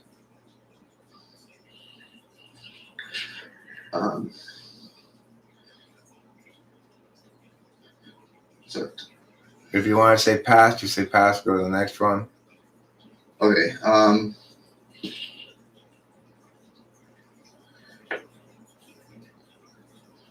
See, dust.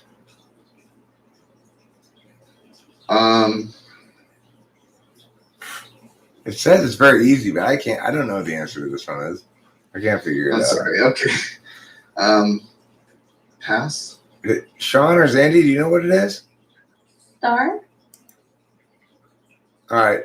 Next, broken clear eye, David Sanderson.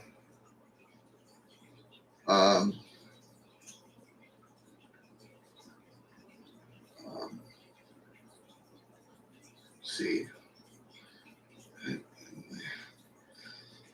I already like I feel like my I don't know this one either. Just like the last one, these are both supposedly very easy. I can't figure this one out either. I can normally figure out a lot of them, so don't be too hard on yourself. And let's see, broken glass, I think, is the correct one.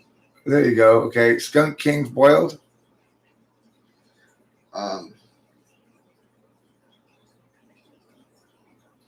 I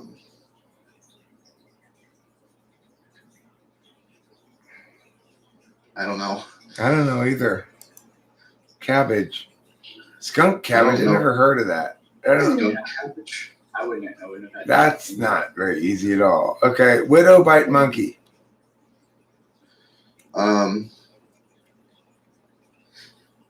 Widow bite monkey. That would be.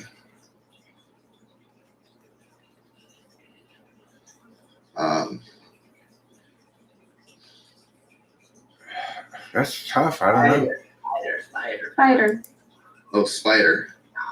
But spider widow or widow spider doesn't make any sense. Does it? Yes. Black widow spider. Yeah, but isn't that a black widow spider, not a widow spider? Do you and I? Okay. All right. Base complex sleep. David Sanderson.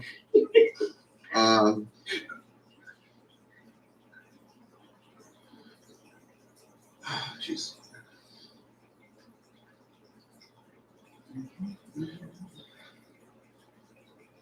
Let's see.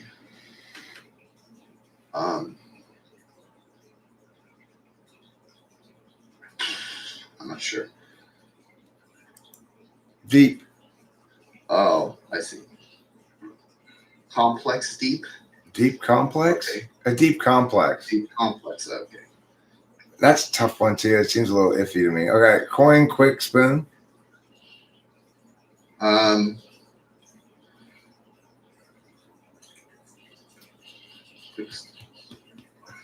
don't know. AG.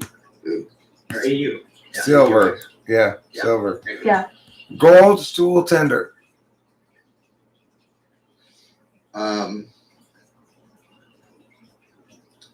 Would be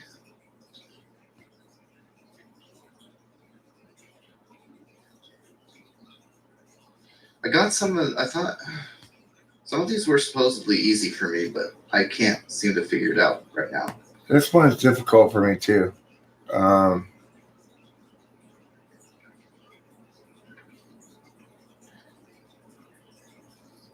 Anybody know?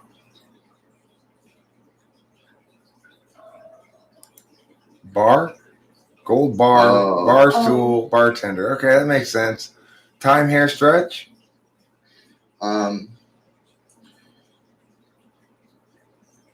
I thought I got this one, but I don't remember what it was.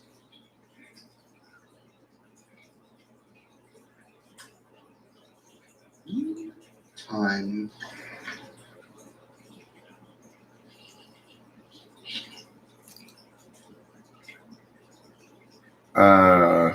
Anybody know?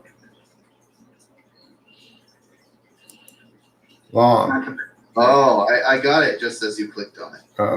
Long I was stretch. thinking what is common with time, hair, and stretch, and then I thought long, and then you clicked on it the very second I thought long early on, but I didn't think if it was stretch. a long stretch. I guess. Okay. Cracker Union Rabbit.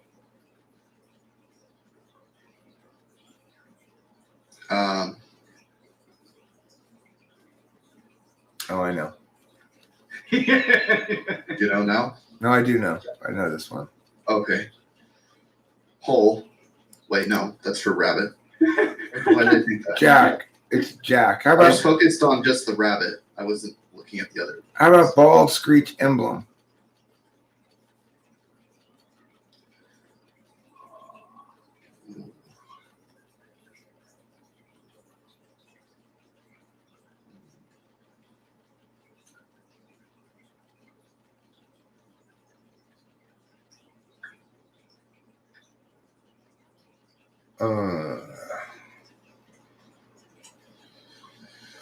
Blood, music, and cheese. Oh wait, no, that's the wrong one. Do you know? Anybody know bald screech emblem? Eagle. See, I mean, eagle screech. Okay, eagle emblem. What the hell's that? Unlike all the everything. Okay, fine. Blood, music, cheese.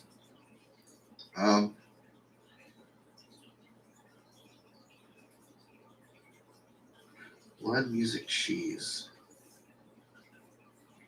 It's weird because I it's like they don't have anything in common. So that's usually what I look for when I'm trying to figure it out. Anybody? Swiss. Blue. Blue blood, Oh. blue music. Blue music. That's not a thing, blue music. These ones are bad down here. Put the bad ones down here. Let's go up to here. Sent courtesy place. Do you know these ones from memory? Yeah. Common. All right, let's go to this one where maybe you don't know. All right. Sleeping bean trash.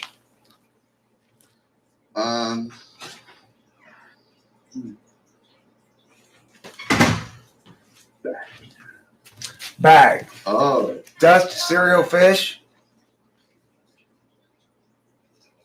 bowl. Correct. Light birthday stick.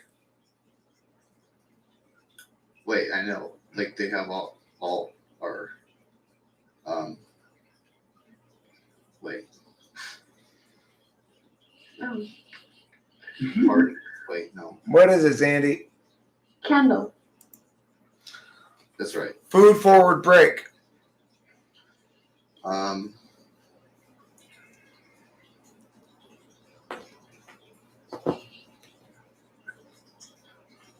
Food forward break.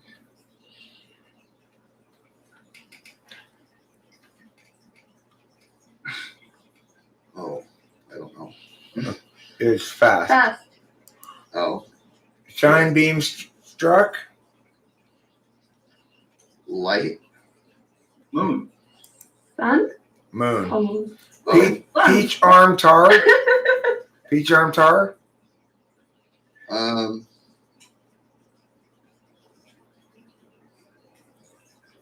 Pit. Water mine shaker. Salt. Palm shoe house.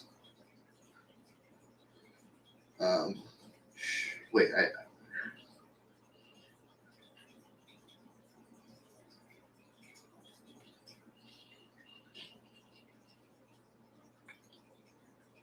tree. Wait, that's for palm. I keep doing. Oh, that's right. Basket ate snow. Ball. Like Wheel hand shopping. Cart. Yeah. Okay. I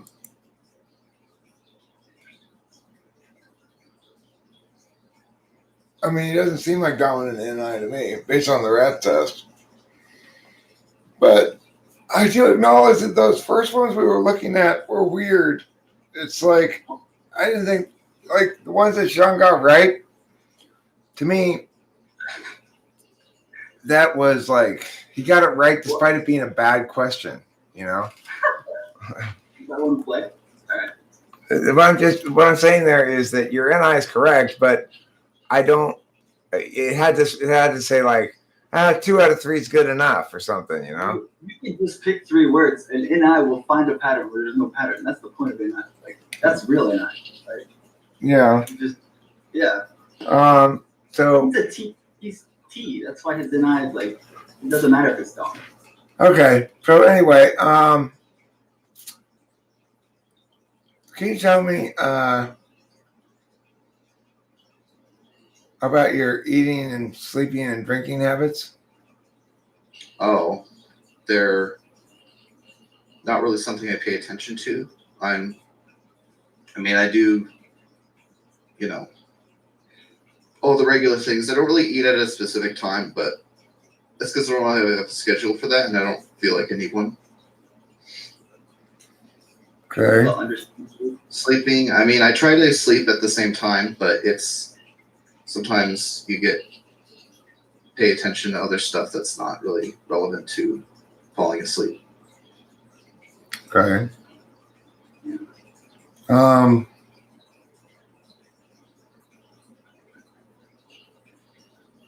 I don't know what type you are. I'm gonna have to come back to this issue.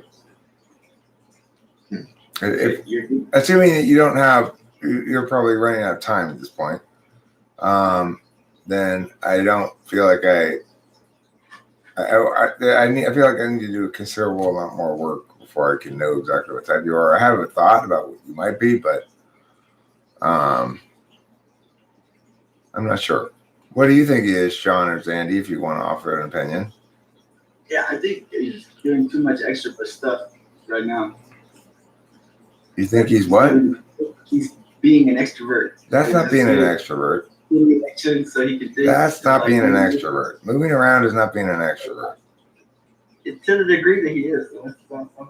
I mean, I don't agree that correlates with extroversion necessarily at all. You want to think, right? I'm not saying he's not an extrovert. I'm saying I don't think that behavior correlates with extroversion very, very Well, strongly. there's also the sleeping thing. Like if introvert, their body prioritizes the rest and digest response. So their problem is sleeping too much. Not, I didn't get enough. That's not true of INFJs. INFJs? Yeah, they sleep a lot, man. I don't. My dad sleeps like a bear, man. Just like, done. I'm not sure where this conversation's going. Okay. Well, I don't think that those are good reasons to I type don't think in. I'm INFJ. I think that No, I don't think you are either. I'm pointing out to Sean that being an introvert doesn't mean you sleep well. yeah. Well, you're predisposed to be set up for rest and digest as opposed to Not necessarily. I mean, think about INTPs. They have TI as the dominant function. It's always thinking about stuff. And, Yeah, you need to stimulate. Introverts don't do that, man. Like you could both be wallflowers. Two people is both being wallflower. The introvert is just paying attention to one person only and just bringing like one stream data. Extrovert person's like throwing the net, catch all the fish. They just want to see everything that's going on. They're both doing the same thing, but for different reasons. I think you might be making a hasty generalization here. No, that's what an extroverted brain is. Okay. Well, Sean, let me tell you something. The way that the methodology you're using, the justifications you're using to establish what type he is, are not very strong justifications, and they're not a very good way to type somebody, in my opinion. Because based on what's it based on? It's based on neurology. Like I have several bookmarks, all these pages about the introvert brain works like this. Like this is what an introvert brain does for real. So when you need extra stimulation, that's not introvert. Remember, brain. Sean, that neither introversion nor extroversion is a cognitive function. No, but it's a coin that'll take you to 8 things. So it's a very useful question. You need 4 questions to ask somebody. I mean, I think it's a misconception to refer to introversion or extroversion as a thing independent of a function. But regardless, I don't know what my initial 4 main picks were INTJ, ISFP, ISTP, and ISTJ. Yeah. Your TI is pretty strong. I do think you're probably T above F, but I don't know. Let me see. If I were to tell you I wanted to install a pond in my backyard, what would you tell me to watch out for? What are the pitfalls I need to watch out for? Like what? I want to install a pond in my backyard, but I've never done it before. A pond. I want to make sure I don't have any problems. What are the pitfalls I got to watch out for? I guess basic ones are like making sure nothing gets into the pond, making sure that you're not drilling into like some pipes or anything, making sure you have like the money for it. That's like, I don't know. Okay. Not super experienced with this stuff. Okay. How much do you rely on your experience to inform you about matters in general? My experience, I don't really rely on my experience that much, but it's probably because I don't have that much experience to go off of anyways, because I'm mostly just indoors. Okay. So, yeah. What makes you want to help me? What makes me want to help you? Yeah, something does, because question. you do seem to definitely, I mean, I don't mean to put any words in your mouth, but you willingly try to help me. And so, yeah, what makes you want to do that? I just, partly I want to see like what happens. I want to see like what will happen if you were to take off and I kind of want to make some sort of impact, I want to see like partly what I'm capable of and partly like what can manifest as a consequence of me taking these actions. Okay.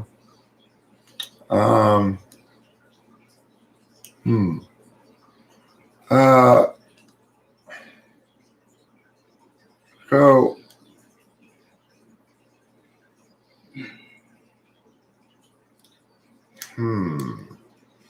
okay. Can you tell me what have you been outside today? Have I been outside? I think I might have, but no, I don't think I have actually. Okay. Zandy, have you been outside today?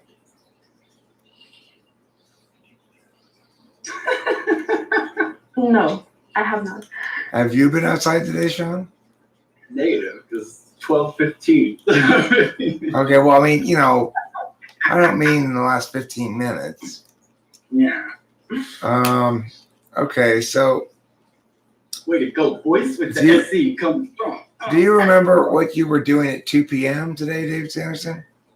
Your time? 2 p.m. your time, whatever time that is 2 p.m. on Monday? On Monday, you mean, was that yesterday? Is that Well, technically it's yesterday now, yeah. right? So I think I was playing video games actually. So I can remember that actually. What game were you playing? Some RPG. I don't remember the name of it though. Okay. Because I just bought it. What's I a just got, like, conversation physical. you've had with somebody in real life recently? Do you remember any? I think I talked to my dad yesterday, but I don't remember what we talked about specifically. Do you remember So- anything about the conversation? Like, it was generally about but you can't remember the specifics.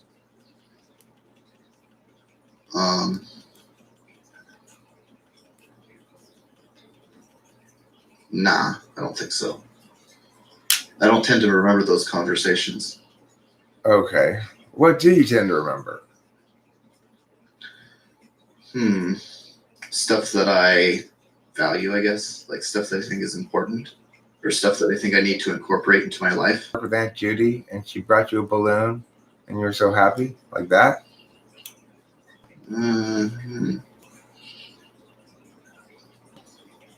Not necessarily. Do you have a family member that looms large in your memories above other family members? You go, now that family member I remember spending most of my good times as a child with.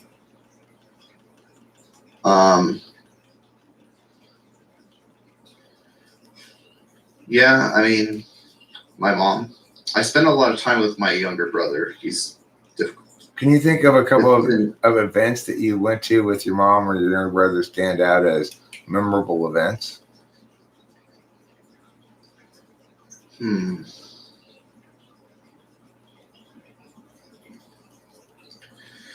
mean, just like we went to like a park somewhere and we got to see like a huge waterfall, but When was that? I mean, I don't remember.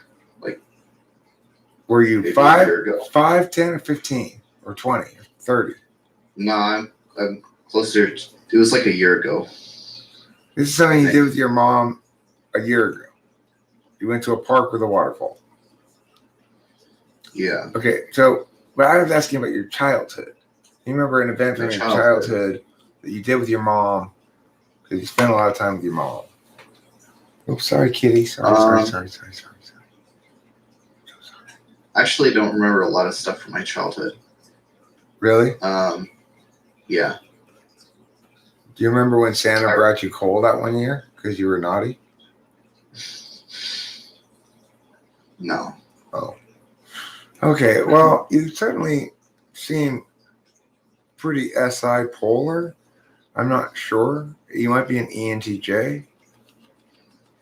That would be my best guess at the moment, rather than INTJ. The reason is I don't see that much NI in you, but even for ENTJ, I don't really see that much NI in you, but I don't see any SI in you. So I'm not sure what to make of you, frankly.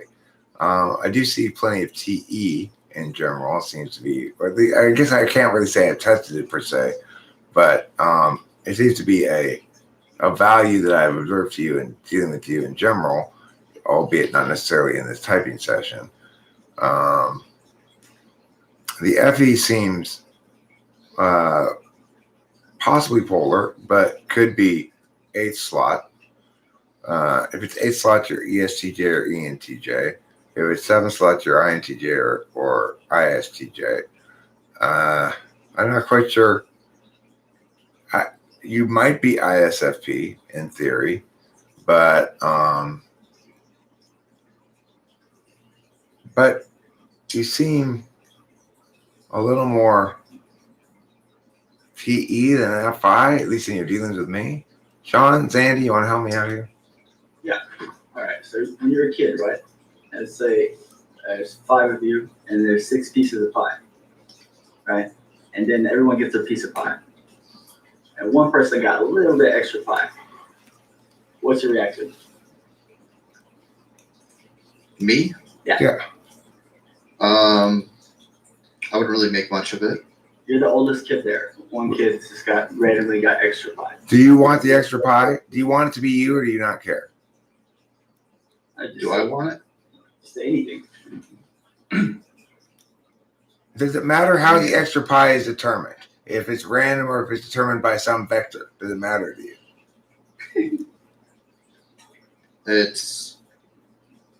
I guess depends on the circumstance. I mean, if people aren't complaining about it, I don't see it as a problem. Okay, cool. Okay. And then how about this? You got a patient, right? And you're trying to figure out what's wrong with them. And the tests aren't back yet, but they've been giving them different drugs and stuff, and then the patient gets better. Do you want the patient to stay so you can finish your test to find out what it was that was wrong? Or do you just let them go because now they're okay for 6 days? I think I would do some more testing, possibly. Yeah, exactly. Zandy, what type do you think he is? Do you have an opinion on it yet? Not yet. Okay. So you guys are both SI polar people. I don't know if being SI polar makes you more able to identify other SI polars or not. Well, I can identify it. Gibber and TIFE. But the thing is, I can't tell where SI is exactly. So, Do you have emotional memories? In your memories, do you have any emotion in it? Yeah.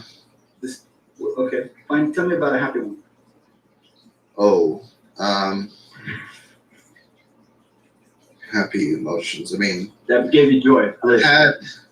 it's probably easier for me to remember specific experiences when they're linked to my emotions. So find it. So there's actually a lot to go off of. So I mean, I haven't had a lot of profound experiences. I've been to places and I've talked to people, but a lot of my childhood stuff is kind of weird and Don't have to be childhood. Interesting. okay, let me switch up a little bit here and try some any questions to see where maybe you're any polar more. Okay, can you give me as many reasons as you can think of to declare my cat the kitty pageant winner? She has a very mosaic pattern. She seems very calm, so she definitely has a pageant-esque sort of nature to her, I guess. I don't know. I guess I'm just making that up. She seems like she's very very professional in her career. I mean, that's one possibility. Mm-hmm. And I mean, she's the breadwinner of the house, so Yeah.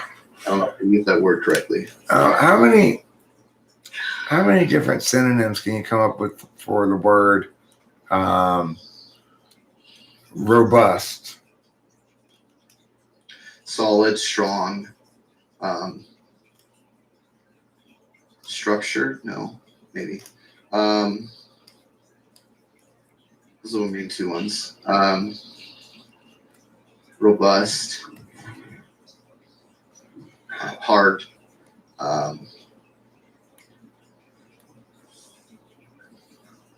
Vigorous, virile.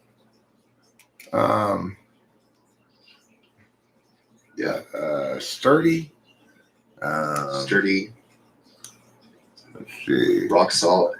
Yeah, something like that. Okay, fine. Okay. I don't think you're an ISFP. And I don't think you're an ISTP. And I don't think you are an INTJ. And I don't think you're an INFJ. And I don't really think you're NI2. Just But- favorite dessert. I don't think you're SI tool either, which would eliminate ESTJ. ISTJ, you're not SI Dom, are you? You couldn't possibly be. You're not What's TI that? pole. You got pretty decent TI. I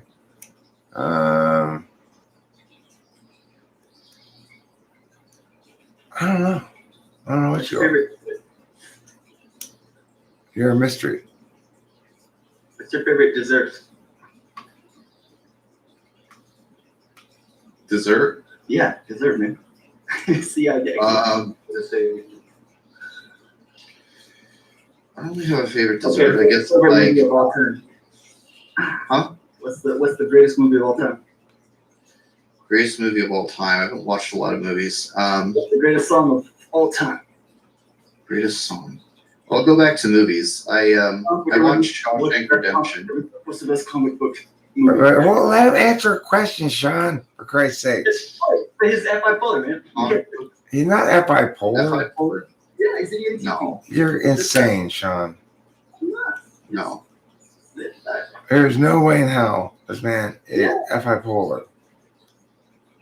He got many ideas, he just don't do it. And you can see he won't pick that one. He's like, well, it's that way. Okay, but you're not even asking good FI questions. You're saying, what's your favorite movie? That's what I'm saying. Look, Do that. Look, FI about things like that is significant. It's like you're just gonna just say, this is my favorite, this is my favorite. Come on. Ridiculous. You don't know your favorite desserts? That's a sign to value. He's not extroverted, he's not any Dom though. He's clearly not any Dom. It's not the it's FI. FI knows what it like, really like, for sure. What's my favorite? But he's not an extroverted intuitor in the dominant slot. In the dominant slot. About the FI. ENTP. That's the I mean, if I craziest was thing I've ever heard. bipolar, it's also a possibility that I'm ESTP. I don't think I am ESTP. You're ENTP, man. I mean, Sean, that typing is insane. This guy Well, is his not. SI sucks, and his FI sucks, right? And his I don't know about his FI, actually. It's not something I've determined yet. TI. I haven't said anything about his FI. I've said his Oh, TI is pretty damn good. His NE is pretty solid. His NI smacks of polar, possibly, which would make him ESTJ, or potentially ESFJ, which he's not. He seems TE, not FE. So I'm just saying, we're looking at somebody who's probably NE, SI, TE, FI, which puts him in the SFP, STJs. I mean, I'm sorry, NFP, STJs. I don't think he's a feeler, but he could be wrong about that. He could be maybe, no, I don't know. I'm willing to be in my own wrong camp and not trying to sway you to that way. But for me, he's extroverted. He's TI, FE, exactly, because it doesn't occur to him to even care about this like imbalance of I thing. And then on the question, like you want to go further, even though the problem's already done. That's not TE think, it's TI think you want. So he's TI, he's FE, and he's extroverted. We're talking, and then he's got that tongue tied thing, just like Chris. And I'm here. If I'm not here, he's gonna talk much better. If I'm not here, it's like anything, right? I've never heard him be this quiet when I've been in your stream. He's always more comfortable with you. My effect is bad on him. I mean, Sean, the actual truth is, if you look at the What do you actual experience and data of him and me interacting, I do 99% of the talking. He does 1% of the talking. It is not the case. It is not the case in any way, shape, or form that he is more talkative when you are not here. He has better SI for sure, but for me, the quality of his voice, I think, is Okay, well, all right. So look, question is TIFE or FE or FITE. I haven't looked at the chat now in quite some time. Let me go over here and look at the chat. What are we thinking here in the chat? He does very little talking. He's more concerned with you getting things done. Explain why you ruled out INTJ. Well, I didn't see the NI as being robust enough based on the RAT test, which has been a pretty reliable test thus far. The thing is, I think he might be third slot NE or maybe fourth slot NE Swift Eagle. That's possible, but I don't really know. I find him confusing. Freddie Fortunato says ISTP or ENTJ. Of the two, ENTJ would seem the most logical, but I'm not sure about the NI and the RAT test. Octavia Silva says the RAT test is nonsense, except for this instance here. I've not encountered an example myself that would lend me to think that. So Octavia Silva, you indicated to me that you meow person who should meow does meow on the test or whatever. But I've not encountered any contradictory data thus far until this guy. And INTJ sort of points to everything sort of points to INTJ. But can I try anything with him? Is that okay? Sure. Okay. Any vegetables and any fruits, okay? That's the category, right? Just bounce back and forth, all right? Okay, so am I supposed to think of a bunch of Just vegetable like fruits? ping pong, just back and forth. Peaches, Okay, apples, pears, bananas, dragon fruit, broccoli, cucumbers, celery. tomatoes, Wait, you said cucumber already. Grapefruit, yams,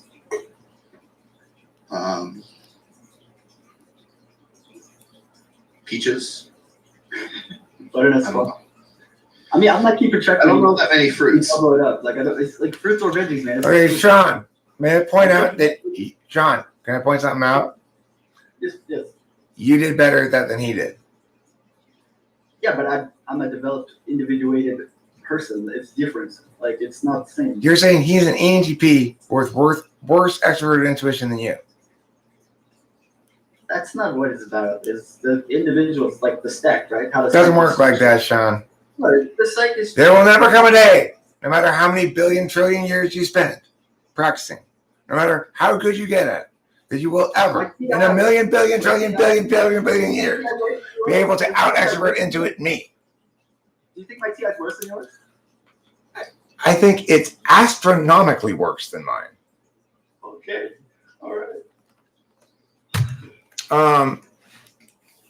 So the point is, regardless of the TI being astronomically worse or not, my point is you being able to out extrovertedly intuit this individual would suggest to me that he is not an ENTP who would have that as their dominant function and would be more effective at it than you in your sixth slot. Okay. I agree with Oliver Linehan. I think you're an STJ of some sort, but I just don't see the SI is the thing. And that's the problem I'm having. So I think I want to put aside this typing for the night and move along because I see no SI, and I also don't really see any NI. I've been told the RAT test is not a good test for NI. So fine, let's try some other NI tests. I mean, the thing is, all the INFJs, ISFPs, and ENFJs that I've encountered that have done better on the RAT test than Dave Sanderson. So so you say, well, it's not a good test or whatever. But the fact is, like you can genuinely tell when somebody's NE or NI based on if they can do the Inky Pinkies, they can do the NE test, but they can't do the RAT test. That's a pretty strong sign that they're NE front stack. I mean, it's been pretty consistently so far. Now, this guy could be the exception. I don't know. I agree. I haven't seen any SI. But that seems we're relying more on self-reporting for SI than for anything else. So I don't know how much that's possibly impacting that. Yeah, that's how your typing goes, right? Like you're more you don't like the self-reporting at all. Well, I like things that you can empirically link to something that's difficult to game, such as SI skills test, which says recount the following things. But the SI skills test assumes that somebody is making their best effort of recounting those things, and that they're like, I keep hearing David reference general sets of SI data, but not specify any of them. That's typical of somebody who's SI polar. But on the other hand, an SI polar would be NI tool function. NI tool function deals with the rat test as both you and Zandy did, which is to say, pretty effectively gets a lot of them, etc. You know? I put SI fourth because the way he was loyal to mom, like the SI like valued some tradition history. Like he went specific, like he said when you asked him some family member to spend time with, and the way he spoke of his mother, like that, and that for me just was like enough that it's not polar somehow. You know, it's like he sees himself. He didn't give us a single example of except from a year ago. And even then, the detail in the example was a park with a big waterfall. No, I know it wasn't introverted sensing. I'm saying it's an effect of having introverted sensing is that you really care. Like I have introverted sensing in the fourth. I could tell you a shit ton more examples than that. I could SI the living shit out of you with stories of inconsequential detail. No, I was saying that I think people who have SI in the conscious stack, even if it's fourth, I think that those people have a sense of where they come from and a loyalty, and I feel that effect from that. Like it's not like a. But did you hear me? I'm asking him to provide details of specific events, right? Which I can certainly do. Like, I remember the time that my mom took me to the May Company to buy a Christmas ornament. And even though I was, I am intuitive and I like to think now that I have good aesthetic taste, at the time as a child, I believed that the most attractive thing was the most gaudy and most sparkly thing. It was like I had the gayest taste in history, right? So I'd go there and say, oh, I want this one. It would be like the most gold encrusted and diamond encrusted. My mom would be like, you sure you want that one? It's kind of, I'm like, what? It's beautiful. And she'd get it for me and take it home. And that's an example of a story from my childhood where I spent some time with my mom. Notice it took me not 1 second to think of one off the top of my head. I could think of 50 others. I could detail lots of details. I have fourth slot SI. Now, why can't David Sanderson do that? But that's what I'm saying. Like, for me, the polar one is like, oh, I can't do it. Or like, okay, but you're not just saying he's not polar. You're saying he's fourth slot. Yeah, because he said, yes, I can definitely do it. And then he was struggling and it meant something to him. But no, I'm fourth slot, and that's not how it looks with me at all. Well, I'm not, it's not just good the way it's not going to work the way you do it. I'm just saying, to me, his loyalty for fam suggests like that, an SI that's fourth. Okay, like, David Sanderson, I want to hear some examples from you. Give me some examples of some shit with some details. Ooh. Like you want something specific about?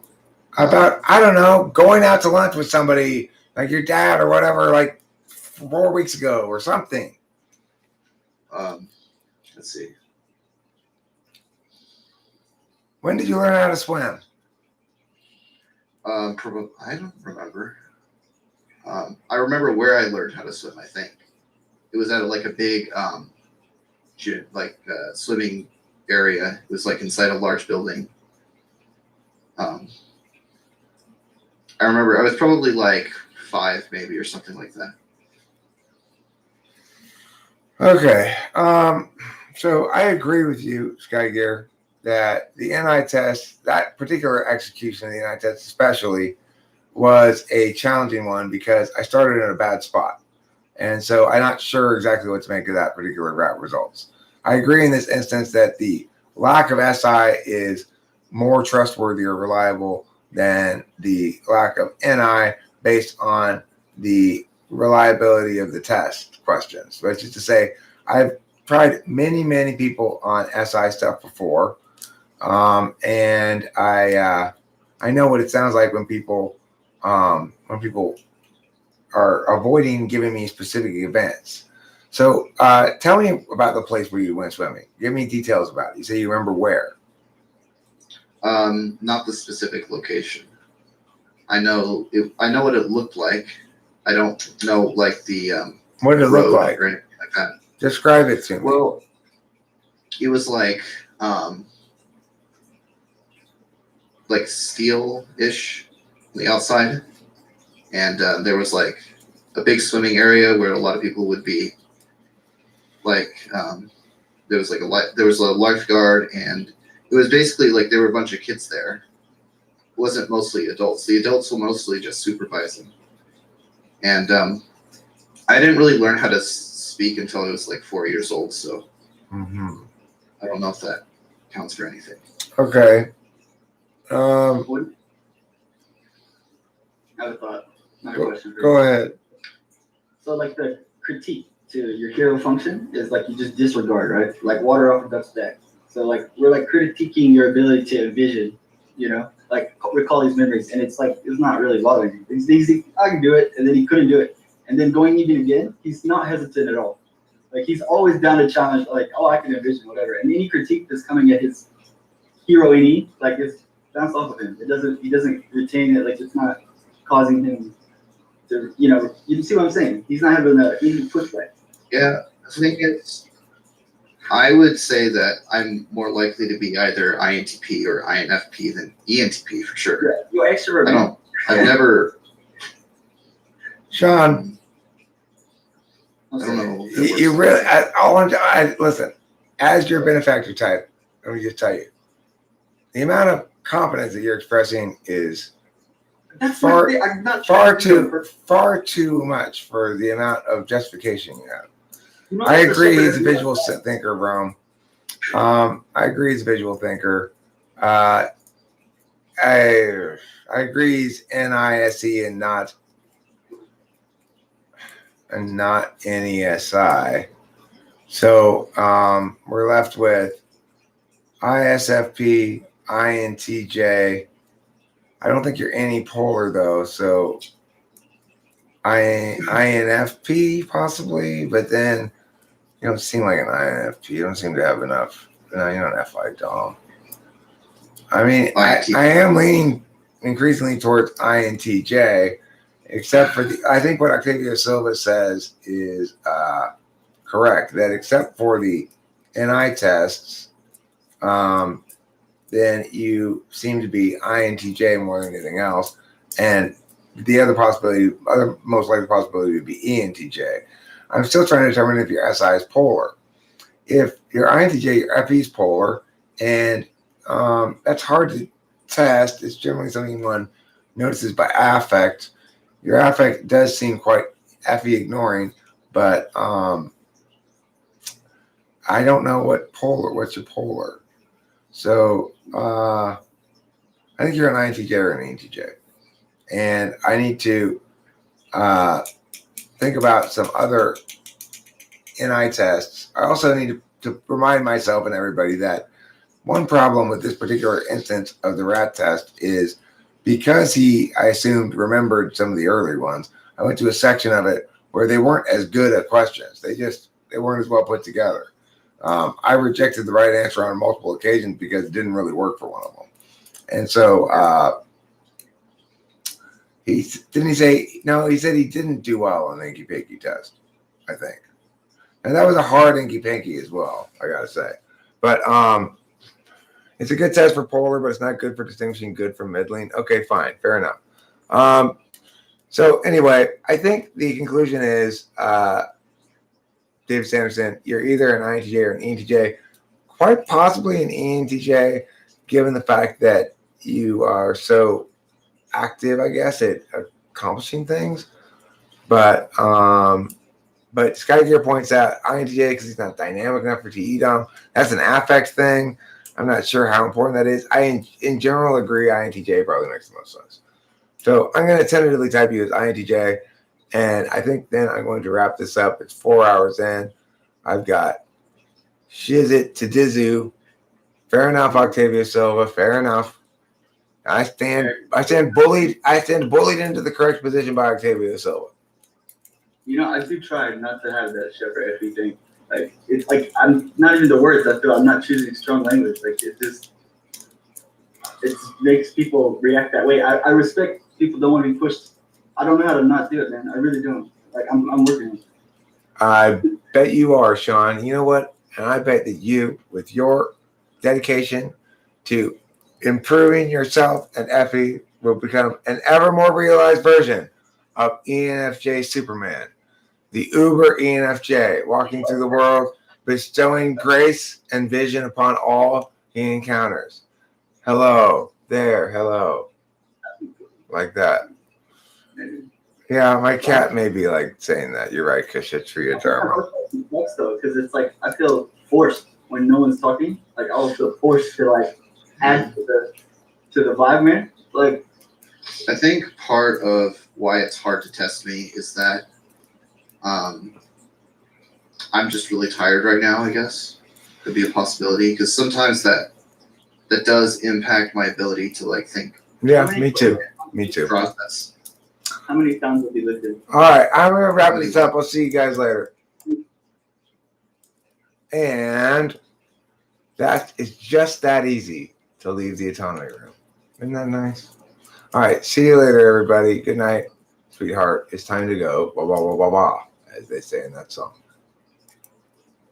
Don't forget to eat plenty of kitty cheese. Oh, wonderful kitty. I love you. She's like, get out of my face.